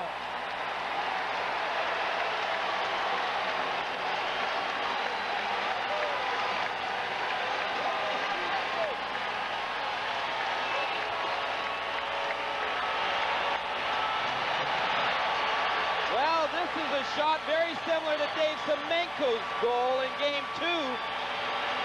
Caught the goaltender off guard. In this case, it was Andy Moog. Good wrist shot by Morrow. Just flicks it from the slot area, but it catches the open area. From that particular angle, Andy Moog thought that he had the short side covered, but it wasn't covered. It, in fact, had enough room for it for Kenny Morrow to find an open space to put the Islanders ahead 3-1. Ken Morrow's fourth goal to the playoffs. Trottier gets an assist, as does Anders Kallur. 6:21 of the third period the time, and a 3-1 Islander lead. And these Oilers are in trouble here. They're down 2-0 and down in Game 3 by a 2-goal margin. The Oilers punch up and try and forecheck, but Langevin fell on top of the puck. With the score, New York 3, Edmonton 1. We'll pause right here. In the last known photograph of the Dalton gang, Bob and Grat Dalton are both wearing Levi's original blue jeans. They probably never gave their choice a lot of thought, and 100 years later, Levi's jeans still give you a lot not to think about. Workmanship that'll never let you down. Comfort you know you can count on, and style that fits in without question. Levi's jeans. The more you think about them, the more you realize you don't have to. The New York Islanders 3, the Edmonton Oilers 1, 13 minutes, 22 seconds left here in the third period. That goal by Ken Morrow is fourth of the playoffs, his second of this final series. And what a big one that is. Here is a loose puck at center ice as Randy Gregg chases back after it. Over on left wing to Jackson. He shoots it to the Islander line. Dave Langevin trying to clear it to Persson. And the Islanders clear it to center. Bob Nystrom after it. Now picked up by Goring. Here comes Goring trying to break in. He shot it wide as he was upended, and then he looked back and thought a penalty should have been called. Now Nystrom steals it. His shot is high off the glass. Hunter for Edmonton to Cote. A 2-on-2 Edmonton break. Cote trying to flip it through, and Stefan Persson gets it for New York. To John Tonelli. Dave Langevin works it to Tonelli, now to Nystrom. And Bob Nystrom fires it into the Edmonton zone. Back to get it for the Oilers is Linsman to Messier, back to Linsman. Kenny Linsman speeding into the Islander zone. Passing it over, Messier, a shot. Smith, another big save. And it's cleared away by New York. Huddy back to touch it, icing McCall. Billy Smith has a 1.50 goals against average in this final, and you see why. And for our local affiliates, we pause here. Another great tennis event hits the USA screen tomorrow night from Dusseldorf, West Germany. It's the very competitive World Team Cup, and the American entry is as powerful as ever. Semi-final action will commence at 6:30 p.m. Eastern, 3:30 Pacific. Then the finals comes your way Monday night at 8 p.m. Eastern, 5 Pacific.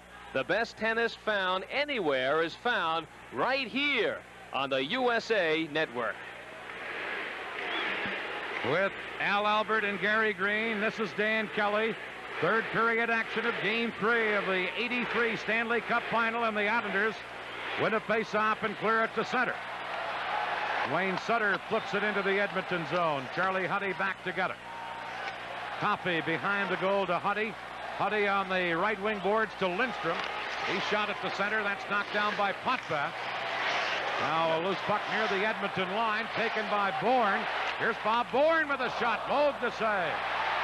Now centering pass to Sutter from Lane is knocked away. Bourne holding it in to Duane Sutter. He tried to center, and Messier comes back for Edmonton. Messier leaving it for Willie Lindstrom. Lindstrom upended, and New York will get a penalty here. And as they get possession, now play is called. And Edmonton will have a power play chance out of this.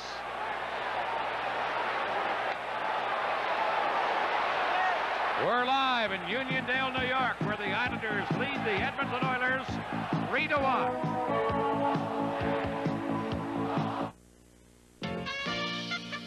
Introducing the new front-wheel drive Toyota Camry. It does not have a fireplace, but it does have living room, elbow room, headroom, tow room, family room. For families who are a size above average, for families who like to spread out. There's lots of feet for your feet, lots of living room for anyone, and a tough new engine with quick pickup and great mileage. The new Toyota Camry, not just the family car, the family Camry. Oh, what a feeling, Camry! Toyota! There's Bob Bourne in the penalty box for New York. Tripping the call, 8:34 or 8:39 the time, I should say. And here's the penalty. Well, Bourne here stretching it out, ends up tripping Lindstrom, and that is exactly why the Oilers right now will have a chance to perhaps get within one goal of striking the Islanders. Down 3-1. Edmonton with a power play chance. Bourne, meanwhile, scored a big goal to give them the lead. And then Morrow gave them a 2-goal lead. Bourne has been their leading scorer in these playoffs with 27 points. There's Butch Goring breaking up a play at center ice. Puck shot in, knocked down by Glenn Anderson. Anderson getting it in across the line. Broken up, and Goring picks an opening and clears it down the ice. This is Paul Coffey. Coffey trying to work it through. Ken Morrow was there defensively, and what a standout he's been, gimpy knee and all, for the Islanders. He really has, Dan. He's so important in the defensive defenseman role. There's Coffey. He's poke checked by Morrow. Now Anderson tied up. Coffey in the corner. Back to Curry at the point. Curry checked in the play, and Trottier breaks out for New York. Hit across the line. He's checked, and Anderson gets it for Edmonton. Duane Anderson. Ahead to Gretzky. Back to Anderson. Ken Morrow is there again defensively for New York. This time Curry checked him. Here's Fogelin. Over to Lowe. Centers to Curry. In front. Gretzky shot it just wide. Now Gretzky again trying to center. Billy Carroll intercepting that. And then Carroll fires it down the ice. And the Islander penalty killing is a very big factor here. It really is. You know, on that last opportunity by the Oilers, Glenn Anderson had lost his stick. That almost means a 4-on-4 situation. Here is Lowe for the Oilers, firing it in. 10 seconds left in Bourne's penalty. Held in by Fogelin. Now a centering pass. Gretzky just missed tipping it in. Lowe behind the goal to Hughes. Pat Hughes flipping it in to Hunter in the corner. He's knocked down. The Islanders, Bourne out of the penalty box, able to clear it. It went off an Edmonton player, so there'll be no icing. And back is Fogelin. Just over 9 minutes left in regulation time as the Islanders Potvin works it to Bob Nystrom. He skated off, and Lowe gets it for Edmonton. To Pat Hughes, clearing it to Tonelli. He centered one. Now Nystrom stole it. He shot wide, and Lowe gets it for Edmonton. Lowe with a pass that's behind Hunter and goes the length of the ice. Morrow is there to touch it, and we get an icing call on the play. For our local affiliates, we'll pause here. You're watching Stanley Cup Hockey on the USA Cable Network. And now in the late stages of the third period, we start to think about the Stanley Cup star. Will it be the Islanders' Bob Bourne, who put the Islanders in front, Bourne the leading scorer for the Islanders in the playoffs, or Kenny Morrow added the insurance goal and has been a key factor for the Islanders in the playoffs? Or perhaps Billy Smith, once again, spectacular. He faced 25 shots in the first two periods. Reminder, Game 4 right here on USA Tuesday night, starting at 8 o'clock Eastern Time. There you see the time remaining in regulation time. 8 minutes, 37 seconds, a 3-1 Islander lead. If it ends this way, the Islanders would have a 3-0 stranglehold on this Stanley Cup Final Series. Here's Willie Lindstrom to Mark Messier. Messier into the corner with Morrow, now to Willie Lindstrom. He can't center it. And Duane Sutter has the puck for New York. Sutter holding it against the boards. And we'll have a stoppage in play. And a face-off in the New York zone as you look at Duane Sutter of the Islanders. He is one reason amongst 19 others as to why this Islander Hockey Club are so great in the third periods when they have leads. They just seldom get beat. In fact, coming into tonight's hockey game, whenever they had the lead going into the third period, that is, they have not been defeated yet this year in 11 opportunities. Here's Morrow, who's had a goal and an assist for the Islanders tonight. Third it on the boards. A jam up there, and it's held. Anders Kallur, Bob Bourne, and Ken Morrow have scored the goals. Morrow has a goal and an assist to lead them offensively. The only Edmonton goal by Jari Curry in the second period on a power play as you look at some of the box or private boxes at the Nassau Coliseum. Meanwhile, you go back to some of the saves Billy Smith made in that second period. This could be a very different game. It could be a big difference, especially for these Oilers. It could be a difference in the series if it hadn't been for Billy Smith. Goaltending is the key to Stanley Cup playoffs. Face-off coming up in the Islander end of the rink. Smith has a 1.50 goals against average coming into this period of Game 3 in this series. That's the kind of goal he's given Al Arbour and his Islanders. Now Sutter and Langevin trying to hold it there. The Oilers center it. Comes to Jackson at the point. Don Jackson with a shot, and Persson blocks that. Brent Sutter, a clearing pass. Duane Sutter racing after it with Randy Gregg. Gregg takes Sutter out of the play, and Jackson is able to get the puck. The Oilers trailing by 2. And in danger of being down 3-0 in the series. Here's a pass to Tom Ralston. He's checked. And now the Islanders come up with it and shoot it to center ice. Charlie Huddy has it there. Knocked away. Third back in, and Anders Kallur races in for New York. Kallur taken out of the play, continues to battle. Gets it to Trottier. Trottier checked, but here's Mike Bossy.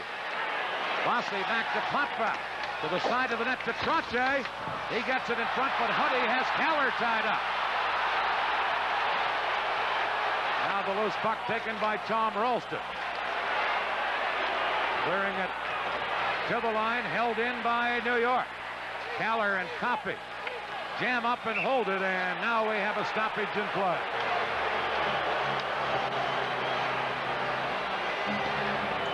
Game 4 of the Stanley Cup Finals between the Oilers and the Islanders will come your way Tuesday night. We'll be on the air from right here at the Nassau Coliseum beginning at 8 p.m. Eastern Time, 5 Pacific. Be sure to be with us all through the finals here on USA. Tuesday night, Game 4, the Islanders and Oilers, starting at 8 p.m. 6 minutes, 51 seconds left in the third period. The Islanders 3 and Edmonton 1. I would expect you would see Gretzky's line, who are on there right now, Dan. They will be on every second shift, I would think, seeing how their team is down 2 goals. Gary, are the Islanders doing anything specifically to Gretzky in this game or this series? No, not necessarily, Dan. They're watching him closely, but I think they're taking away the back of the net that he plays so well, and they're taking away the close-in opportunities in front of the net. He's been held scoreless. He's had 3 assists in the series, but has not had a goal. Here's Fogelus trying to clear it out. Comes to center, and Gretzky has it for Edmonton and dumps it in. Going back, Jonsson trying to clear it. Now Gretzky gets it into the corner. Jonsson is there to shoot it on the boards. Here's Lowe flipping it back to the net. Gretzky and Jonsson are there, and Jonsson's on him in a hurry, which is the point Gary was making earlier. Lowe at the point, a shot. Smith the save, and Gretzky was well tied up in front of the net by Jonsson, and Smith was able to freeze the puck. Smith is so observant as well, Dan. You know, I think in that situation, he might have put that puck off in the corner to keep it going, but instead, he knew who was out there on the ice. Number 99 was close by. He wasn't going to give that guy an opportunity to perhaps get his first goal in this series against the New York Islanders. Gretzky has an assist on the first goal of the game, now has 37 in the playoffs, which is an all-time record, but in the 3 games has been held scoreless. Billy Smith coming into the 3rd period of Game 3 with a 1.50 goals against average in this series. And Mister, you can write down 1.50, and that tells you a lot about this series. It sure does, Dan, and especially against the Edmonton Oilers of all teams. The highest scoring team ever in the history of hockey, and they did it this year. Here's Thomas Jonsson flipping it in. Jari Curry is there for Edmonton. Passing it to Lowe. Lowe got to center. Checked by Anders Kallur. And now Kenny Morrow for New York with the puck. Played it off the boards into the Edmonton zone. Lowe is back to pick it up for Edmonton. Lowe on right wing to Curry. Here's Thomas Jonsson breaking up another rush. And now leading one. To Bossy off his skate. Vogelin tries for Edmonton. To Gretzky. Gretzky trying to go around Brent Sutter. He drops it to Jari Curry. Now to Messier. That shot went wide as Messier fired. Now another shot by Jackson, and Thomas Jonsson held it against his chest with his arm. And that little guy has played some big hockey for the Islanders. He really has, Dan. He has also been under a lot of pressure in the corner areas. Al Arbour, I think, has got to be pretty proud of the way that his defense have really withheld a lot of forechecking by the Oilers, because in Game 1 and this game as well, Oilers have really dominated as far as play, time of play in the Islanders' end zone, but the score dictates something else different. There's Langevin for New York, trying to clear one down the ice, does, and it's going to be an icing call against the Islanders, and another face-off down in the New York zone now with 5:03 to play, as you look at Don Jackson, the Minnesota defenseman, who looks like he's found a home as a regular in the NHL. Well, as someone said today, no one really wanted Don Jackson, but I'll tell you, the Edmonton Oilers sure want him, and they want him for the future, because he has played well as a sixth defenseman. Put him in his right spot, he has played well for the Oilers. From the face-off, Langevin coming up with the puck for New York as Brent Sutter won the draw, and Dave Langevin picks an opening and fires it down the ice again, only this time Brent Sutter races in after it, so there's no icing. Sutter was onside in the play. Greg now pins him against the boards, and the Islanders will force a face-off in the Edmonton end of the ring. You know, Dan, you talk about a guy like Don Jackson and Randy Gregg in the same light. They don't get a great amount of attention. Defensive defensemen that go out there and they kill a lot of penalties, are used in defensive situations. They don't pinch a great deal. They kind of tend to back up and play it very cautiously. But those type of defensemen are important to round out your hockey club. They're not like the Huddies and the Paul Coffeys, but they are important to your hockey club. And this guy here, he is the most important ingredient to your hockey club. They're going to start calling him Mr. Man. Or Mr. Hockey. Mr. Goaltender. Billy Smith has been superb. Here is Denis Potvin from the point with a shot wide. And Hunter breaks out on left wing. Ahead to Hughes. That's knocked away. Potvin now shooting at the center, and here's Tonelli, number 27. Trying to go around Charlie Huddy. He did. Nystrom a shot. Moog the save. And then Tonelli a shot, and Moog stopped that and held on to it. And there you see the hustle of Nystrom and Tonelli, and it almost paid off for New York with a goal. They aren't pretty to watch, Dan, but they sure are entertaining in the way that they give it so much effort out there. It is unbelievable. They're like bull terriers. They've got incredible endurance. Nystrom, Tonelli there gave Andy Moog some real problems. The Islanders 3, Edmonton 1, as the puck is now cleared down into the New York zone. Denis Potvin back to get it, and an icing call against the Edmonton club. We're down to 4 minutes, 17 seconds left in the third period. A 3-1 Islander lead. I think Gordie Howe summed it up very well, Dan, about number 99, Wayne Gretzky. I think he's been somewhat probably disappointed in himself because he hasn't helped his teammates more, but he is a very talented hockey player. One of the greatest things that has happened to this game. A class gentleman on and off the ice. Gretzky got a great many years yet to play in this game. And I think he'll be the first to tell you that Goring, Tonelli, and Nystrom have played a big part in his being held scoreless. He's that kind of a guy. Puck into the corner. Here is Butch Goring. Shoots, and he shot it high. Off the glass. Thomas Jonsson behind the net to Goring. He can't center it, and Charlie Huddy worked it on the boards, and Wayne Gretzky comes up with the puck. Flipping it to Huddy.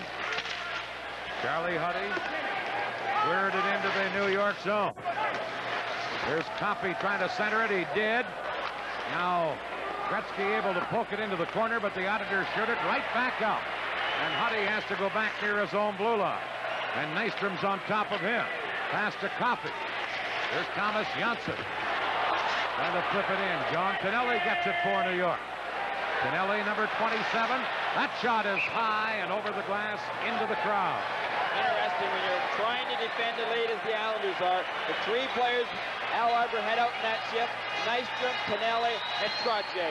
Three great defensive-minded hockey players who don't just lay back in the neutralized area. They put pressure on the opposition by doing it smartly, keeping one man back. Al Arbour doesn't want his hockey club to lay back. He wants them to put pressure on, but make sure defensively they don't get caught on 2-on-1s, breakaways, or 3-on-2s. Here are the Islanders with Wayne Sutter centering one. Bob Bourne over to get it. Bourne for New York in front of backhander by the score! And it's 4-1 for the Islanders. Wayne Sutter, I believe it was, that then ended up putting that puck in the net. Very difficult at times. Brent 21, Duane 12. Those numbers can get changed around, but let's watch closely. Brent in front of that net getting the shot off originally, but then it was Duane that kept pounding, I believe, in order to put it behind. Let's make sure by looking at it from another angle. Brent takes the shot, but is it held by Moog? No, it wasn't. It was loose, and Duane Sutter gave it that extra little pounce and push with the stick, and that push with the stick did some good as it went behind Andy Moog to put the Islanders in a very clinching 4-1 lead. And on the verge of going ahead 3-0 in the series. Wayne Sutter gets the goal. And the Islanders have a 4-1 lead. Bob Bourne gets an assist. So does Brent Sutter. 16:43 of the third period. The time. That's Clark Gillies of the Islanders you see on your screen. And there's the Islander bench and their patient and very brilliant coach Al Arbour. His club with a 4-1 lead and about to take a 3-0 stranglehold lead on this series. I think it would take a miracle on ice right now for the Oilers to come back and win this hockey game. Here's Wayne Merrick trying to shoot it in. Broken up, Lumley knocks it down, and now back comes Merrick. Merrick in across the line, broken up. Clark Gillies gets it. He's checked, and Tommy Ralston works it ahead on right wing to Dave Lumley. Over to Semenko, now to Ralston. Ralston checked in the play. And Wayne Merrick fires it in for New York. We're down to 2.5 minutes to play. Gary Green, if I had told you that Edmonton would score only 4 goals in the first 3 games of this series, you would have had me committed somewhere. I certainly would have, Dan. I wouldn't have believed it. You wouldn't have. I just don't think anybody expected this Islander Hockey Club to be ahead 3-0 after 3 games, and that's the way it looks as though it's going to be. And to hold the highest scoring team in the history of hockey to just 4 goals in 3 games. That's what it's been so far. Here's Hughes on right wing, moving in. He spun around, centered it. Smith is there to grab it and hold on to it. And Billy Smith causes a stoppage in play, and how brilliant the 32-year-old native of Perth, Ontario has been again tonight. He really has, Dan. Watch here as Bourne at the opposite end puts some pressure on Moog, but throws that puck out into the front area. Brent Sutter taking the shot. Duane Sutter scoring the goal. The Islanders with a 4-1 lead, and this crowd revved up behind them. A minute 54 to play. Of course, we can tell you that only once in the history of the Stanley Cup has a team ever been behind 3-0 in a final and come back to win the Cup, and that was way back in the 1940s. So that's seemingly the task the Edmonton Oilers will face as the Islanders go after Stanley Cup number 4. Here's the centering pass, and Smith held it against the side of his goal, and we'll have another face-off in the New York zone with now a minute 36 to play. Billy Smith playing Stanley Cup playoff game number 101 and having some fun. How many times, Dan, during the course of the regular season have we talked about goaltending and said that it's important in every game, but once you come to playoffs, goaltenders, hot goaltenders, can oftentimes win you series. Well, I think Billy Smith in this series, if they end up winning it, will be the reason why. Face off in the Islander zone. Cote clearing it in behind the goal. Hunter in to try and get it. Now Coffey, and now the sticks go up on the boards. Morrow and Hunter trying to get at each other.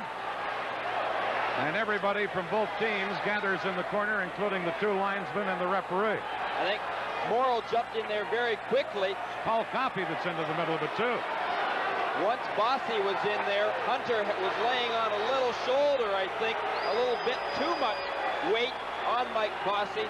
Morrow quick to jump in there. I mentioned that only once in Stanley Cup history has a team come back and been down 3-0. That was way back in 1942. The Toronto Maple Leafs lost the first 3 games of the series to the Detroit Red Wings, came back and took the next 4, but that's the only time it's ever happened. Well, we take a look there of exactly why Mike Bossy was a little upset and why Ken Morrow was upset to see his very talented right winger on his hockey club getting mugged the way that he was by Dave Hunter. Glenn Sather and the Oilers, and the penalty on the play to Hunter, a holding call, 18:33 the time. So a 4-1 Islander lead, and now a New York power play as the Islanders are about to take a 3-0 stranglehold lead in this best-of-7 Stanley Cup Final Series. Denis Potvin for New York. He's also been very prominent in this final series and in the playoffs, as he usually is for the Islanders. Here's Butch Goring. He's checked now. Persson to Bob Nystrom. Nystrom in the final minute of this game. Into the corner, getting it to John Tonelli. Tonelli trying to work it in front. Tonelli dropping it to Persson. Over to Potvin. Into Tonelli, a drive, and Moog got a piece of that. Now Jari Curry couldn't clear it. Here's Tonelli to Butch Goring. To Nystrom. That shot was a dribbler and was wide of the net, and Moog grabbed it and held on. And these Islanders are putting on a show for the hometown fans tonight. They really are, Dan. And Goring, Tonelli, and Nystrom on that last shift, there was no way they were going to let the Oilers, it seems, out of their own end zone. Tremendous pressure, great strength on that line, lots of determination. They may not have the greatest talent, especially when you're speaking of Tonelli and Nystrom, but they have one very great point, Dan, and that is they've got tremendous character. Here's Denis Potvin with a shot block. Now Duane Sutter back to Potvin. To Thomas Jonsson. Islanders on the power play and leading 4-1. Duane Sutter to Potvin, shot. They score! Brent Sutter, I believe, deflected it. And it's 5-1 Islanders.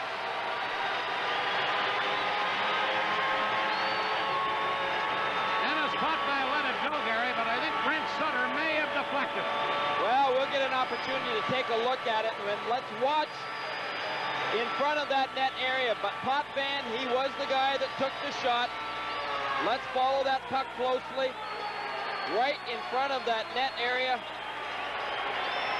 Well, it was difficult to tell, but it does appear that it went off of a skate anyway. Whether it was Brent Sutter's or Don Jackson's, we'll have to await the official announcement. Meanwhile, a power play goal for the Islanders, and it's 5-1 New York. Brent Sutter did get the goal on the deflection. Now with just seconds left, the Islanders clear it to center ice. The game is over. The New York Islanders defeat the Edmonton Oilers 5-1 and have a 3-0 lead in the 1983 Stanley Cup Final. Do you think they're thinking Stanley Cup on Long Island? You see those cups all around this building, and it's no wonder why. Billy Smith, there's Al Arbour, the Islander coach. The last goal, Brent Sutter, his 10th of the playoffs. Duane Sutter and Potvin the assists.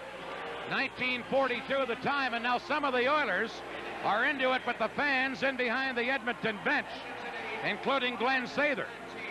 And there's a melee in behind the Edmonton bench. Some of the police over there. Sather is on the bench, but pointing to some spectators who apparently were bothering he and some of his players. So the final score, the Islanders 5, Edmonton 1. Our post-game activities coming right up. Okay, guys, I was a little off. We're not on Route 35. We're on Jackrabbit Road. Jackrabbit Road? Yeah, we're not in Pennsylvania. We're in West Virginia. West Virginia? They got some great-looking steaks inside, and Lowenbrow on top. Let's go. When you want the taste of a truly great beer, tonight, let it be Lowenbrow. Boy, you really lucked out this time. Hey, I knew we were Ever get the feeling you'd like your car to perform as well as it can? That's why stunt driver Tom Anthony uses mobile detergent gasoline. After all, a clean carburetor performs better. It's as simple as that. Mobile detergent gasoline. For your everyday driving needs. Tonight, after hockey, stay tuned for another fabulous edition of USA's Night Flight. Regular features like New Wave Theater. Also, Takeoff and Space Patrol will be on display. Plus, the electric music of ELO. That's Night Flight tonight at 11 p.m. Eastern, 8 Pacific here on USA. The Islanders have taken a commanding 3-0 lead in the series with a 5-1 victory, breaking it open in the third period. It was 1-1 going in, and then the Islanders, Bobby Bourne at 5'11", made it 2-1, what turned out to be the winning goal. Ken Morrow scored just a little over a minute later to make it 3-1 Islanders. And then at the closing stages, Edmonton out of gas, and the Islanders poured it in. Duane Sutter, his 9th of the playoffs at 16:43, and Brent Sutter, his 10th of the playoffs at 19:42, and that was the final. The Islanders win it by the score of 5-1. And so now the Islanders have taken a commanding 3-0 lead. It was anybody's hockey game going into the third period, tied up at 1 apiece. Anders Kallur had scored the late stages of period number 1, and then Jari Kurri scoring in the early stages of period number 2. Here are the two high-scoring teams. Edmonton, the highest-scoring team in the history of the NHL, battling to a 1-1 tie going into the third period. Before we come down and talk with the star of tonight's game, let's go upstairs to Dan Kelly. Okay, Al Albert. Final score, as you have told our folks, a 5-1 Islander victory, and the Islanders just owned the third period after Billy Smith stoned the Oilers in the first and second. Again, you know, you almost get tired of saying how great Billy Smith is, because it's true, but yet you run out of words to describe him, Dan. He has, again, played extremely well in this game, and he is the reason why, put all the credit not necessarily to him, but amongst all the rest of the Islanders, but when you come right down to picking the #1 guy, Billy Smith is the man. Meanwhile, other people in the Islanders tonight, Ken Morrow, Bob Bourne, on down the line, played brilliantly, and particularly in the third period when the Islanders just ran away from the Edmonton Hockey Club. No question about it, Dan. When you talk about the Islanders, you talk about a tremendous team effort. They've got great talent mixed with great character, and I think that is really the sign of a championship team. Let's face it, they have been champions the last 3 times, and it looks like they're going to be champions once again, unless a miracle can be pulled off. Can they wrap it up briefly on Tuesday night? You know, one thing about this Islander team, I think, whenever they are in a clinching situation whereby they've got to win or they want to win bad, I think you'll see them win. Okay, that's the thinking upstairs. Again, back to Al Albert and our star of the game, the guy that got the winning goal, Bob Bourne. And the guy who's the leading scorer for the Islanders in the playoffs with 8 goals and 20 assists, Bob Bourne. And, Bob, it is not over yet. It's not over till it's over, said Yogi Berra, and you still have 1 more game. But your prediction perhaps may be off. You said Islanders in 6. Well, that's the safe approach. I'm still not saying we're going to win it in 4, and it could easily be in 6. I think Edmonton's a great team, and, you know, we were lucky to come out of the second period tied 1-1, and it certainly wasn't a 5-1 hockey game. A tremendous frustration you could see on the part of the Edmonton Oilers. Well, I think we're changing their game plan a lot. I noticed in the third period in Edmonton, in the second game, they started dumping the puck in, and I've never seen them do that. And then in the first period here, they were doing the same thing, and I think that's a lot different from what they're accustomed to. Well, what opened it up in the third period is a 1-1 hockey game when Bob Bourne and his line with the Sutter brothers pounced on Andy Moog. Bob, could you describe it? I'm coming out of the corner here, and Steffi really lets one go, and it bounces up in the air. It comes right to my glove, and I put it down the ice and just stuffed it in the open corner. All right, we'll see it from another angle, and after this. As you see, I'm coming in here, and any sort of rebound, either Dave Langevin and I would have been there to stuff it in the net. So that turned out to be the winning goal in this game. The Islanders then opened it up for a 5-1 victory. A 5-1 score certainly did not tell the story of tonight's game. No, that's for sure, especially the first 2 periods, but I thought we completely dominated them in the third period, and I think our team kind of reacted the way we have all year. When we have to go out there and win it, we do. If anybody had told you before this series started that you would have a chance to sweep it in 4, what would have you said to that person? I'd have probably bet them $1,000 that we wouldn't, even though we're not supposed to. But you know, after seeing Edmonton, I can see why they have gone as far as they have, and they're not out of it. I mean, you know, everyone says, sweep, sweep, sweep, but that's not going to, I don't think it'll be the case, even though we'll be awfully confident going in the 4th game. After 3 games, Wayne Gretzky, no goals. What has been the secret to the Islanders' success on the great one? Well, we're keeping him away from the front of our net. You know, he stands in there behind, and he tries to come out either side, and we've definitely blocked those lanes off on him. And, of course, Bryan Trottier made a terrific play in the first 2 minutes tonight when Wayne tried to come around the side of the net, and Bryan slid out and blocked with his chest. But we're just keeping him away from there. You know, 2 months ago, the Islanders going through a very rocky regular season. I would think many here, even in the Nassau Coliseum, would have never thought that you would even made the finals. Well, that's everyone else. That's all the people that jumped off our bandwagon there. I'm telling you, we had so many people down on us throughout the year that everyone said, I even had close friends that would tell me, hey, what the heck's going on with you guys? There's no way you'll do it. And it's just, like Al says all the time, it's the character in that dressing room. And every one of those guys has character, and we knew we could do it.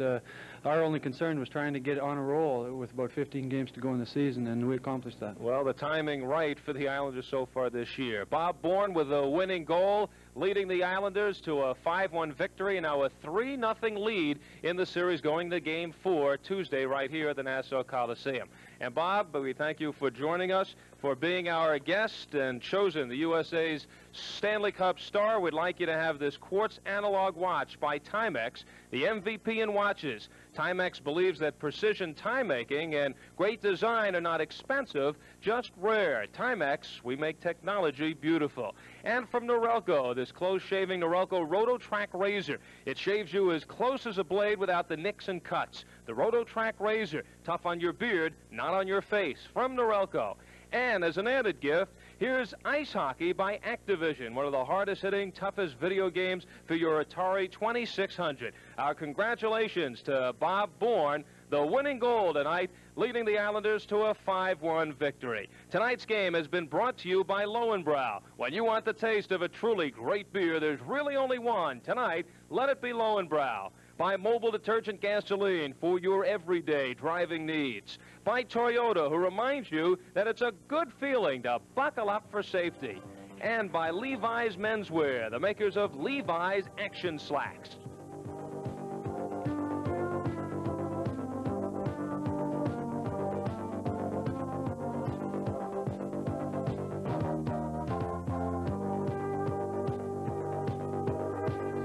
This has been a sports presentation of the USA Network.